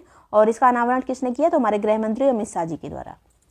अगला है, 11वां अंडर 19 एशिया कप 2024 का विजेता कौन रहा, तो बांग्लादेश ने जीता है अंडर 19 एशिया कप, और भारत जो है इसमें उप विजेता रहा है। विजेता बांग्लादेश रहा है जिसने भारत को हराया। आयोजन कहाँ पे किया गया एशिया कप का अंडर 19 वाले, तो UAE में आयोजन किया गया था। वर्ष 2024 का हिंदी भाषा का साहित्य अकादमी पुरस्कार किसको मिला है, तो ये ज़्यादा पूछा जाता है, हिंदी भाषा वाला गगन गिल को मिला है साहित्य अकादमी पुरस्कार। इनकी रचना मैं जब तक आई बाहर, इसके लिए गगन गिल को ये साहित्य अकादमी पुरस्कार मिला है। खो खो वर्ल्ड कप के पहले संस्करण का ब्रांड एम्बेसडर कौन है, तो ये पहला ही संस्करण इसका विश्व कप का आयोजित होगा, खो खो विश्व कप का, जिसके एम्बेसडर होंगे सलमान खान।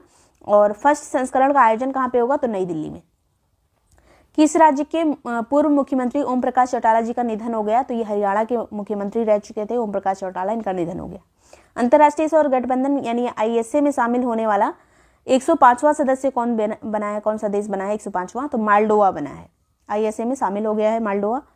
किस देश की पूर्व राष्ट्रपति जिमी कार्टर का निधन हो गया? तो जिमी कार्टर जो है अमेरिका के राष्ट्रपति रह चुके थे, 39 नंबर वाले राष्ट्रपति ये थे जिमी कार्टर। फिर जो है राष्ट्रीय प्रत्यायन बोर्ड यानी NABL जो लैब होती है जिसमें टेस्टिंग वगैरह की जाती है, तो इसका जो है NABL लैब्स के नए अध्यक्ष कौन बने? तो डॉक्टर संदीप शाह बने हैं। फिर आता है यहाँ पर राष्ट्रपति द्रौपदी मुर्मू जी के द्वारा कितने बच्चों को जो है राष्ट्रीय बाल पुरस्कार दिया गया है? कितने बच्चों को इस बार राष्ट्रीय पुरस्कार बाल पुरस्कार देने के लिए नामित किया गया है? तो 17 बच्चों को। विश्व रैपिड शतरंज चैंपियनशिप 2024 में महिला वर्ग का खिताब किसने जीता है? तो रैपिड शतरंज में नंबर 1 पे रही महिला वर्ग में खिताब जीता कोनेरू हम्पी ने। किस राज्य से संबंधित हैं? तो आंध्र प्रदेश से। और जो डी गुकेश थे जिन्होंने वर्ल्ड चैंपियनशिप जीती शतरंज वाली, वो जो है तमिलनाडु से संबंधित थे। कोनेरू हम्पी आंध्र प्रदेश से हैं। इन्होंने जो है इंडोनेशिया की आयरीन सुकंदर को हराया है। अगला जो है यहाँ पर विश्व रैपिड चैंपियनशिप जो पुरुष वर्ग था उसमें कौन जीता? तो रूस के वोलोदर वुर्जिन ने इसको जीता है। वोलोदर वुर्जिन याद रखेगा, इन्होंने रैपिड चैंपियनशिप पुरुष वर्ग में जीती है और महिला वर्ग में कोनेरू हम्पी ने। राष्ट्रीय गणित दिवस 2024 कब मनाया गया? तो 22 दिसंबर को मनाया गया। श्रीनिवास रामानुजम की जयंती होती है इस दिन। और 2024 का थीम क्या था? तो mathematics the bridge to innovation and progress, तो ये इसकी थीम थी। ये इतनी चीज़ें थी जो दिसंबर से मोस्ट इंपॉर्टेंट थी। सबसे पहले जनवरी 2025 में मेजर ध्यानचंद अवार्ड से सम्मानित होने वाले कुछ खिलाड़ी हैं। तो 4 खिलाड़ियों को ये सम्मान दिया गया है। खेल जगत का मतलब सबसे अच्छा सम्मान ये माना जाता है, सबसे ऊंचे लेवल का। और 4 खिलाड़ियों को इस बार मिला है। मनु भाकर को शूटिंग के लिए, डी गुकेश को शतरंज खिलाड़ी हैं ये, हरमनप्रीत सिंह हॉकी खिलाड़ी हैं, प्रवीण कुमार जो है पैरा एथलीट हैं। इन 4 लोगों को मिला है। नाम एकदम याद रखिएगा। इस तरह से पूछा जाता है क्वेश्चन, निम्न में से किसको नहीं मिला, या फिर इनके बारे में हर चीज़ें पूछी जा सकती। जैसे मनु भाकर को 2 ब्रॉन्ज मेडल मिले थे इस बार पेरिस ओलंपिक में, तो ये सब चीज़ें याद रखिएगा। और इसकी शुरुआत कब हुई थी मेजर ध्यानचंद अवार्ड की? तो 1991-92 से शुरू हुआ था और ये खेल जगत का सबसे ऊंचा सम्मान है। नेक्स्ट बात करेंगे खो खो विश्व कप 2025। ये पहला ही एडिशन था इसका खो खो विश्व कप का, ये कि अभी भारत में आयोजित किया गया नई दिल्ली में। इसमें महिला और पुरुष दोनों वर्ग में विजेता भारत ही रहा था और उप विजेता इसमें महिला और पुरुष दोनों वर्गों में नेपाल रहा था। तो विजेता भारत और उप विजेता जो है नेपाल, ये याद रखें। और कहाँ पे आयोजित किया गया? इंदिरा गांधी स्टेडियम नई दिल्ली में 13 से 19 जनवरी के बीच में। और इसमें जो है पुरुष वर्ग के हमारे कैप्टन थे प्रतीक वाइकर और महिला वर्ग की कैप्टन प्रियंका इंगले। शुभंकर यानी मैस्कॉट क्या था इस खेल का, खो खो विश्व कप का? तो तारा और तेजस, याद रखिएगा तारा और तेजस जो है इसका मैस्कॉट था। कब खेला गया? ये 13 से 19 जनवरी के बीच में। नेक्स्ट बात करेंगे जनवरी 2025 में UIDAI के CEO कौन बने हैं, जो आधार कार्ड वगैरह मैनेज करता है, तो यूनिफाइड आइडेंटिफिकेशन वाला ये है। तो इसके CEO बने हैं भुवनेश कुमार। इसकी स्थापना कब हुई थी UIDAI की? तो 28 जनवरी 2009 में। नेक्स्ट बात करेंगे ऑस्ट्रेलियन ओपन अभी हुआ, जो सबसे पहला ओपन होता है टेनिस का पूरे साल में, वो ऑस्ट्रेलियन ओपन होता है। टोटल 4 होते हैं। तो ऑस्ट्रेलियन ओपन पुरुष एकल में जो है विजेता कौन रहा? जैनिक सिनर, इटली के हैं जैनिक सिनर, ये विजेता रहे। उप विजेता अलेक्जेंडर जेवरेव जो कि जर्मनी के हैं। यहाँ पर इनके कंट्री के नाम बहुत इंपॉर्टेंट होते हैं। फिर महिला एकल में विजेता कौन रहा? तो मेडिसन कीज जो कि अमेरिका की, याद रखिएगा मेडिसन कीज जो है महिला एकल की विजेता है अमेरिका की। इसके अलावा उप विजेता है अरेना साबालेंका। पुरुष एकल में विजेता जैनिक सिनर, महिला एकल में मेडिसन कीज।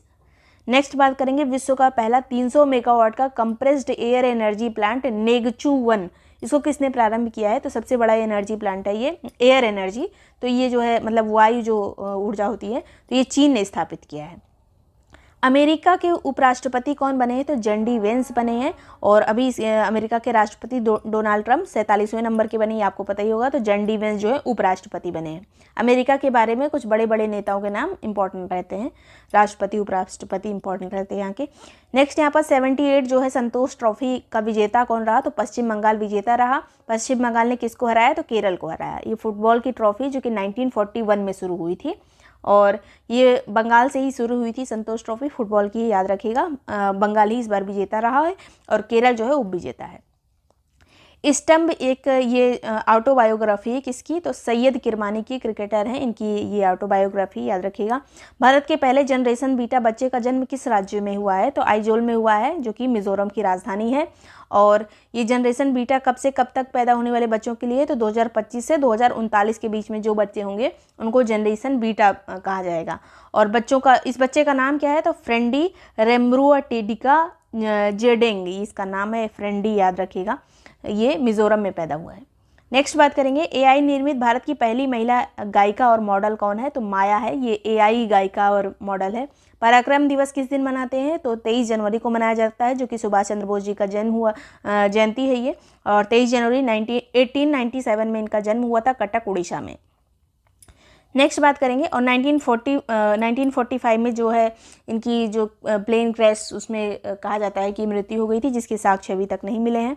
नेक्स्ट बात करेंगे, 2025 में पद्म पुरस्कार टोटल कितने दिए गए, तो 139 पद्म पुरस्कार दिए गए हैं, जिसमें से पद्मश्री हैं 113 और पद्म भूषण है 19 और पद्म विभूषण है 7। सबसे मतलब बड़ा होता है पद्म विभूषण, इसलिए कम है। तो ये 7, ये वाला जरूर नाम याद रखिएगा किसको किसको मिला है।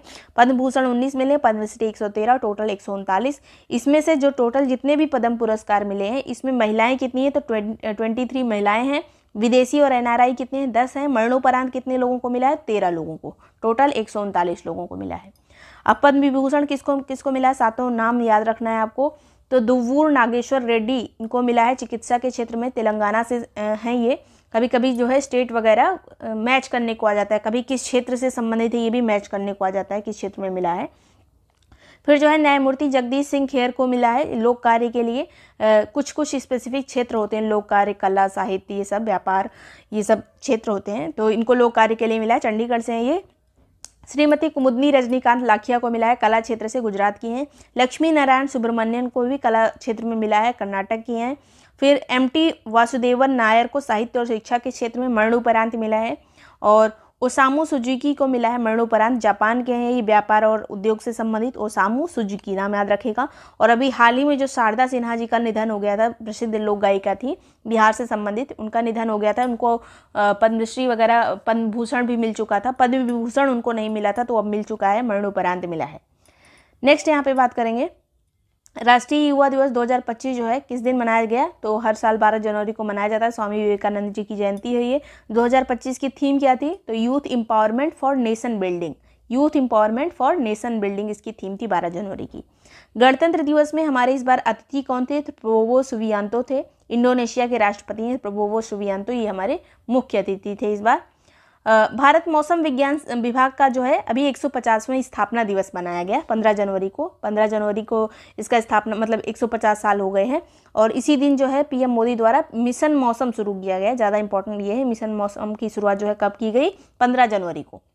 ये जो है एक आधुनिक तकनीकी है मौसम से संबंधित, इसकी मतलब बहुत सारी इसमें ऐसी तकनीकी का यूज़ किया जाएगा जिससे जलवायु परिवर्तन वगैरह चीज़ें या मौसम के बारे में जानकारी प्राप्त हो। जनवरी 2025 में WHO द्वारा मलेरिया मुक्त किसको घोषित किया गया है, तो जॉर्जिया को घोषित किया गया है। फिर जो है एसोचैम के महासचिव कौन बने, तो मनीष सिंघल बने। स्थापना एसोचैम की हुई थी 1920 में, मुख्यालय है नई दिल्ली में।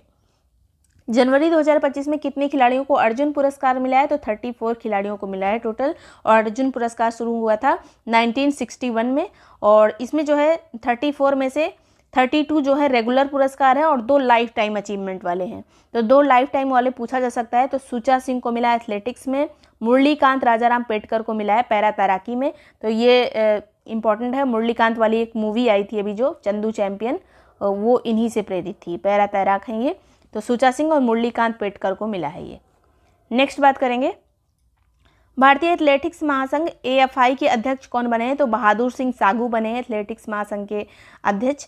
इसके अलावा कवचम नाम का एक आपदा जोखिम चेतावनी प्रणाली किस राज्य ने शुरू की है, इस प्रणाली को शुरू किया है केरल ने शुरू किया है कवचम को।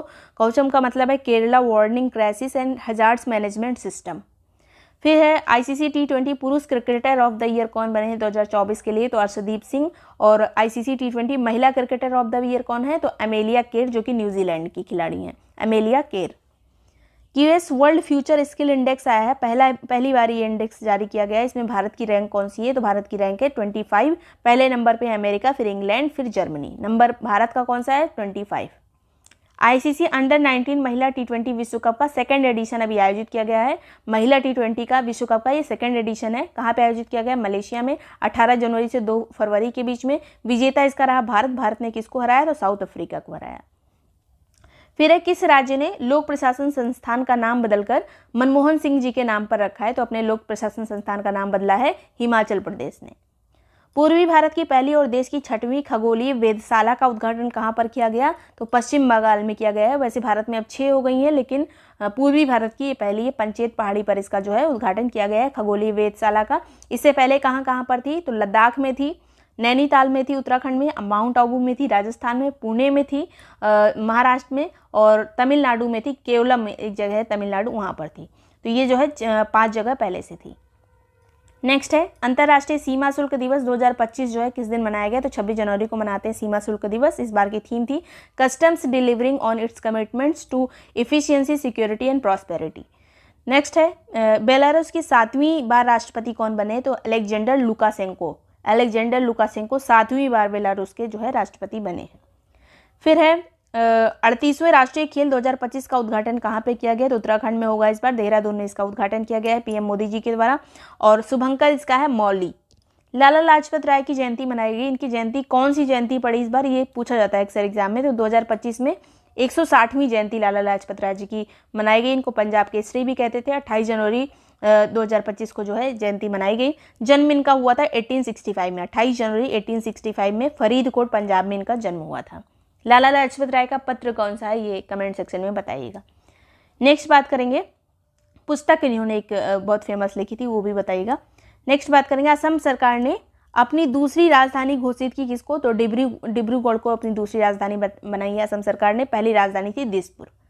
ग्रामीण क्रिकेट लीग शुरू करने वाला पहला राज्य कौन सा है? तो बिहार ने जो है अपनी ग्रामीण क्रिकेट लीग शुरू की है। 32वां विजय हजारे ट्रॉफी 2025 का विजेता कौन रहा? तो कर्नाटक ने जीता है विजय हजारे ट्रॉफी। उप विजेता रहा विदर्भ। कर्नाटक ने किसको हराया विजय हजारे में? तो विदर्भ को हराया है। प्रवासी भारतीय सम्मान पुरस्कार 2025 किसको मिला है? तो डॉक्टर सैयद अनवर खुर्शीद को मिला है प्रवासी भारतीय सम्मान, सैयद अनवर खुर्शीद को। भारतीय सेना दिवस 2025 जो है 15 जनवरी को मनाया जाता है। यहाँ पे जो भी हमने देखा प्रवासी भारतीय सम्मान सैयद अनवर खुर्शीद को जो मिला है, ये कहाँ के हैं? तो सऊदी अरब, मतलब NRI है, सऊदी अरब में ये फिजिशियन है सैयद अनवर खुर्शीद। नेक्स्ट यहाँ पे भारतीय सेना दिवस 15 जनवरी को मनाते हैं। इसी दिन 1949 में फील्ड मार्शल KM करियप्पा जो कि हमारे पहले कमांडर इन चीफ का इन्होंने पदभार संभाला था भारतीय सेना में। पहले हमारे कमांडर इन चीफ थी KM करियप्पा। इन्होंने जो है 1949 में पद संभाला था अपना 15 जनवरी को, इसीलिए इस दिन को जो है सेना दिवस के रूप में मनाते हैं। और इस बार की थीम क्या थी? तो समर्थ भारत सक्षम सेना। प्रोजेक्ट जो P75 है, ये P75 के तहत बहुत सारी पनडुब्बी वगैरह बनाई गई हैं। किसने बनाई है? तो मंझगांव डॉकयार्ड शिप बिल्डर्स के द्वारा ये पनडुब्बियां बनाई गई। 6 पनडुब्बी हैं इसमें टोटल। तो 6ठी पनडुब्बी को 9 जनवरी 2025 में भारतीय सेना को इसको सौंप दिया गया है। इसका नाम क्या है 6ठी पनडुब्बी का? तो INS वागशीर इसका नाम है। इससे पहले जो शामिल हुई थी वो थी INS Kalvari, INS Khanderi, INS करंज, INS वेला, INS वागीर। अब जो है INS वागशीर को इसमें शामिल किया गया है। याद रखिएगा, पहली थी कलवरी, फिर खंडेरी, फिर करंज, वेला, वागीर, फिर वागशीर। नेक्स्ट है, भारत के 2 स्थलों को विश्व निगरानी सूची में शामिल किया गया है। ये कौन कौन से स्थल हैं? तो मूसी नदी ऐतिहासिक इमारतों को और भुज ऐतिहासिक जल प्रणालियों को इसमें शामिल किया गया है विश्व निगरानी सूची में। फर्स्ट ग्रीन हाइड्रोजन हब जो है ये कहाँ पे इनोग्रेट किया गया है? तो विशाखापत्तनम में आंध्र प्रदेश में किया गया है। NTPC ग्रीन एनर्जी लिमिटेड का है ये। PM मोदी के द्वारा इसको इनोग्रेट किया गया है। जो 82वां गोल्डन ग्लोब अवार्ड है, इसमें बेस्ट मोशन पिक्चर अवार्ड किसको मिला है? तो एमेलिया पेरेज को। और बेस्ट मूवी ड्रामा की सीरीज में ब्रूटालिस्ट को। बेस्ट एक्टर जो है एड्रियन ब्रोडी और बेस्ट एक्ट्रेस फर्नांडा टोरेस। तो ये पूछा जा सकता है, ये वाला दोनों इंपॉर्टेंट है, यही 4 याद कर लीजिएगा आप। Best actor Adrien Brody, 82 number का गोल्डन ग्लोब अवार्ड है। Best actress Fernanda Torres, Adrien Brody, Fernanda Torres. और ड्रामा वाली सीरीज में ब्रूटालिस्ट और मोशन पिक्चर में एमेलिया पेरेज। नेक्स्ट है 18वें प्रवासी दिवस का जो है ये कहाँ पे आयोजित किया गया है? ये पूरा आयोजन कहाँ पे हुआ प्रवासी दिवस का 18वें? तो भुवनेश्वर में किया गया इसका आयोजन। ये जो है 2-2 साल पे, हर 2-2 साल पे ये मनाया जाता है। इससे पहले जो है 17वां मनाया गया था 2023 में, इंदौर में आयोजित हुआ था वो। और ये वाला जो है भुवनेश्वर उड़ीसा में आयोजित हुआ। 8 से 10 जनवरी के बीच में आयोजित किया गया है इसको। थीम है इसका डायस्पोरा कंट्रीब्यूशन फॉर विकसित भारत। देखिए, जब गांधी जी वापस आए थे उसके लिए ये मनाया जाता है, जब साउथ अफ्रीका से फिर इंडिया आए थे। चीफ गेस्ट इस बार इसमें कौन थे? तो क्रिस्टीन कार्ला थे। त्रिनिदाद और टोबैगो की राष्ट्रपति हैं क्रिस्टीन कार्ला, इस बार चीफ गेस्ट थे। थीम इसकी इंपॉर्टेंट क्योंकि 2 साल पे ये मनाया जाता है, इसलिए पूछ लिया जाता है, डायस्पोरा कंट्रीब्यूशन फॉर विकसित भारत। ब्रिक्स का 11वां पूर्ण सदस्य कौन बना है? तो इंडोनेशिया जो है ब्रिक्स का 11वां पूर्ण सदस्य बन गया है। ब्रिक्स की स्थापना हुई थी 2006 में, तब इसमें केवल 5 ही सदस्य थे, उसके बाद 6 हुए, फिर अभी जो है बहुत सारे और जुड़ गए हैं 2024 में, तो 10 हो गए थे, अभी 11वां जुड़ गया इंडोनेशिया। पहला इसका सम्मेलन हुआ था 2009 में रूस में, उसके बाद 2010 में इसमें साउथ अफ्रीका जुड़ा था, तब ये ब्रिक्स हो गया था। पहले ये केवल ब्रिक था, बाद में जब साउथ अफ्रीका जुड़ा तो ये ब्रिक्स हो गया। और इससे पहले अभी इंडोनेशिया के पहले मिस्र, इथोपिया, ईरान, सऊदी अरब, यूएई ये भी इसमें जुड़ चुके हैं। तो याद रखिएगा कौन कौन से देश इसमें हैं। ब्रिक्स से तो आप समझ जाएंगे इसमें कौन कौन से हैं, जैसे ब्राज़ील हो गया, रसिया, इंडिया और चाइना और साउथ अफ्रीका, ये इसमें पहले से थे, अभी जो है ये भी जुड़ गए हैं और ये भी जुड़ गया है, तो ये सब याद रखिएगा। नेक्स्ट है बॉर्डर गावस्कर ट्रॉफी 2024-25 का विजेता कौन रहा? तो बॉर्डर गावस्कर जो है ऑस्ट्रेलिया और भारत के बीच में 5 टेस्ट श्रृंखला होती है ये, तो इसमें विजेता इस बार ऑस्ट्रेलिया रहा है, उपविजेता रहा है भारत। 3-1 से भारत जो है हारा है, मतलब 3-1 से ऑस्ट्रेलिया जीता है, ये याद रखिएगा। नेक्स्ट है इसरो के नए अध्यक्ष कौन बने हैं? तो वी नारायण बने, किसके स्थान पर? एस सोमनाथ जी के स्थान पर। इसरो की स्थापना 15 अगस्त 1969 में हुई थी, हेडक्वार्टर है बेंगलुरु में। फर्स्ट इसके अध्यक्ष थे विक्रम साराभाई। आगे है गरुड़ाक्षी ऑनलाइन एफआईआर प्रणाली शुरू की गई है, किस राज्य के वन विभाग के द्वारा? तो कर्नाटक के द्वारा गरुड़ाक्षी ऑनलाइन एफआईआर प्रणाली शुरू की गई है। किस देश के मतलब जो प्रधानमंत्री थे जस्टिन ट्रूडो, आपने सुना ही होगा, इनका जो है इस्तीफा अभी आ गया है, तो कनाडा के ये प्रधानमंत्री थे। विश्व हिंदी दिवस किस दिन मनाते हैं? 10 जनवरी को मनाया जाता है। 2006 से इसको मनाने की शुरुआत की गई है। 2025 में इसका थीम था the global voice of unity and pride, the global voice of unity and pride. एक फेमस क्रिकेटर है मार्टिन गुप्टिल, ये सुना होगा आपने। मार्टिन गुप्टिल ने जो है संन्यास ले लिया। किस देश के खिलाड़ी हैं? तो न्यूजीलैंड के खिलाड़ी हैं मार्टिन गुप्टिल, इन्होंने भी संन्यास ले लिया। फ्रांस के किस शहर में भारत द्वारा वाणिज्य दूतावास का उद्घाटन किया गया है? तो मार्सिले शहर में किया गया है। फ्रांस का ये शहर है, यहाँ पर भारत ने अपना वाणिज्य दूतावास खोला है और ये फ्रांस का दूसरा दूतावास है। इससे पहले पेरिस में था भारत का वाणिज्य दूतावास, फ्रांस के पेरिस में, अब मार्सिले में खुला है। और यहाँ फ्रांस के राष्ट्रपति कौन है? तो इमैनुअल मैक्रोन है। नेक्स्ट है यहाँ पर वर्ल्ड वेटलैंड डे, ये किस दिन मनाया जाता है? तो 2 फरवरी को हर साल बनाते हैं। इस दिन जो है रामसर हमारा कन्वेंशन साइन हुआ था इसलिए। और इसका थीम क्या है? तो थीम है 2025 का protecting wetlands for common future. अभी रिसेंटली 4 वेटलैंड भी ऐड हुए हैं, जो भी हम लास्ट में देखेंगे। नेक्स्ट है यहाँ पर विश्व यूनानी दिवस किस दिन मनाया जाता है? तो 11 फरवरी को मनाते हैं। हकीम अजमल खां की जयंती थी इस दिन, मतलब जन्मदिन होता है, इसीलिए इसको मनाते हैं विश्व यूनानी दिवस 11 फरवरी को। विश्व रेडियो दिवस 13 फरवरी को मनाते हैं। इस बार का थीम था रेडियो एंड पीस, बहुत बार ये थीम रह चुका है, इस बार का भी थीम है radio and peace. World social justice day किस दिन मनाते हैं? तो 20 फरवरी को मनाया जाता है। सामाजिकता का ये न्यायिक दिवस है, 20 फरवरी को मनाते हैं। राष्ट्रीय विज्ञान दिवस 28 फरवरी को मनाया जाता है। 2025 का थीम है empowering Indian youth for global leadership in science and innovation for विकसित भारत। इतना बड़ा इसका थीम है, साइंस और इनोवेशन से संबंधित है, इसको याद रखिएगा, ये पूछा जा सकता है। और इस दिन जो है 1928 में सीवी रमन जी के द्वारा, जो हमारे वैज्ञानिक हैं, इनके द्वारा रमन प्रभाव की खोज की गई थी, इसीलिए इस दिवस को 28 फरवरी को जो है जो राष्ट्रीय विज्ञान दिवस मनाते हैं। नेक्स्ट है माउंट तारानाकी को लीगल पर्सन घोषित कर दिया गया है। अब माउंट तारानाकी पूछा जा सकता है कहाँ पे स्थित है, तो ये न्यूजीलैंड का ये माउंट है, मतलब पर्वत है तारानाकी। किस लिए इसको घोषित किया गया है लीगल पर्सन? क्योंकि यहाँ पर माओरी जनजातियों ने जो है काफ़ी ज़्यादा स्ट्रगल किया था। माओरी जनजाति की धरोहर है, एक तरह से उनका घर है, तो इसलिए इसको जो है लीगल पर्सन घोषित किया गया है माउंट तारानाकी। माओरी जनजाति कहाँ की, ये भी कई बार पूछा जा चुका है, तो न्यूजीलैंड की है। अगला है 38 राष्ट्रीय खेल अभी आयोजित किए गए थे 2025 के, तो ये 28 जनवरी से 14 फरवरी के बीच में आयोजित हुए। आयोजन हुआ था इसका उत्तराखंड में।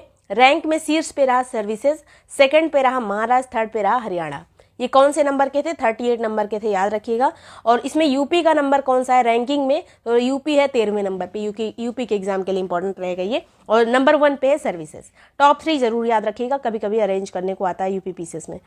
नेक्स्ट है सिमोना हालेप ने भी संन्यास की घोषणा की थी। ये प्रसिद्ध जो है टेनिस खिलाड़ी हैं, रोमानिया से संबंधित हैं और 2 ग्रैंड स्लैम भी इन्होंने जीत रखा है, तो ये इंपॉर्टेंट है। सिमोना हालेप कहाँ से संबंधित है? रोमानिया से टेनिस खिलाड़ी हैं ये। बेल्जियम के नए प्रधानमंत्री कौन बने? तो इनका नाम है बार्ट डी वेबर। राजधानी है ब्रुसेल्स। और बेल्जियम में किस चीज का मुख्यालय है? ये कमेंट सेक्शन में बताइएगा, क्योंकि इंपॉर्टेंट चीजों का मुख्यालय है बेल्जियम में। नेक्स्ट है corruption perception index, CPI index अभी जारी हुआ है 2024 के लिए।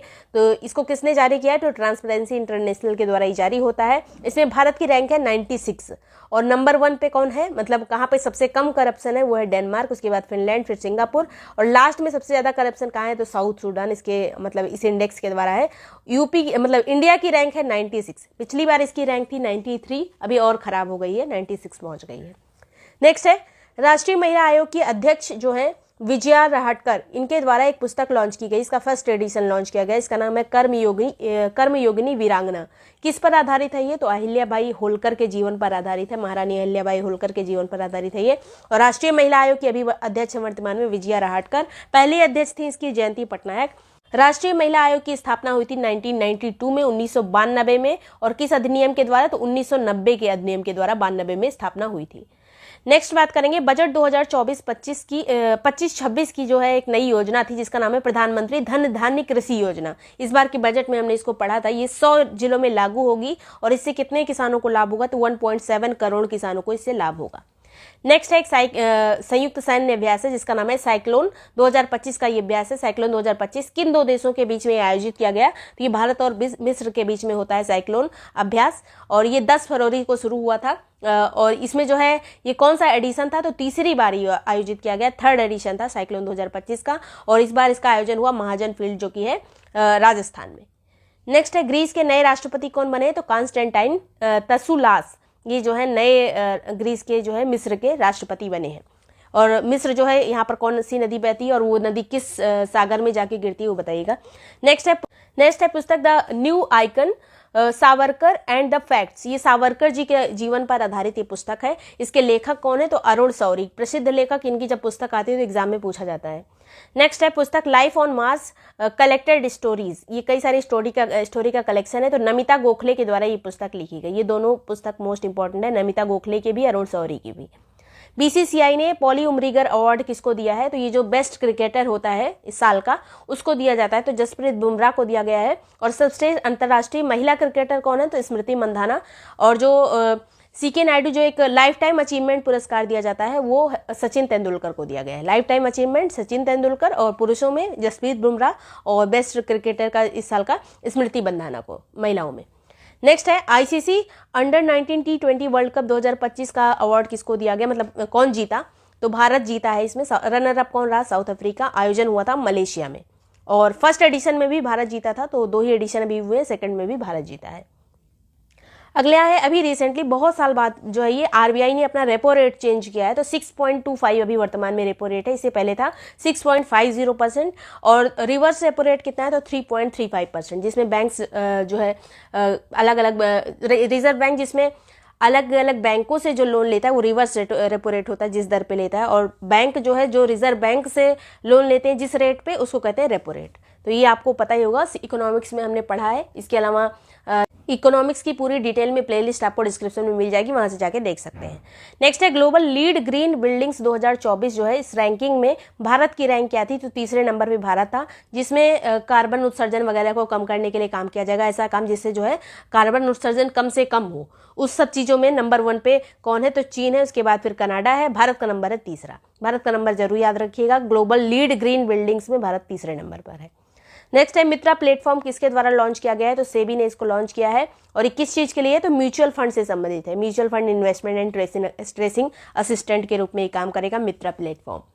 नेक्स्ट है 132 साल पुरानी एक झील थी जिसका नाम है फॉय सागर। इसका नाम बदल दिया गया है राजस्थान गवर्नमेंट के द्वारा, तो इसका नाम हो गया है वरुण सागर।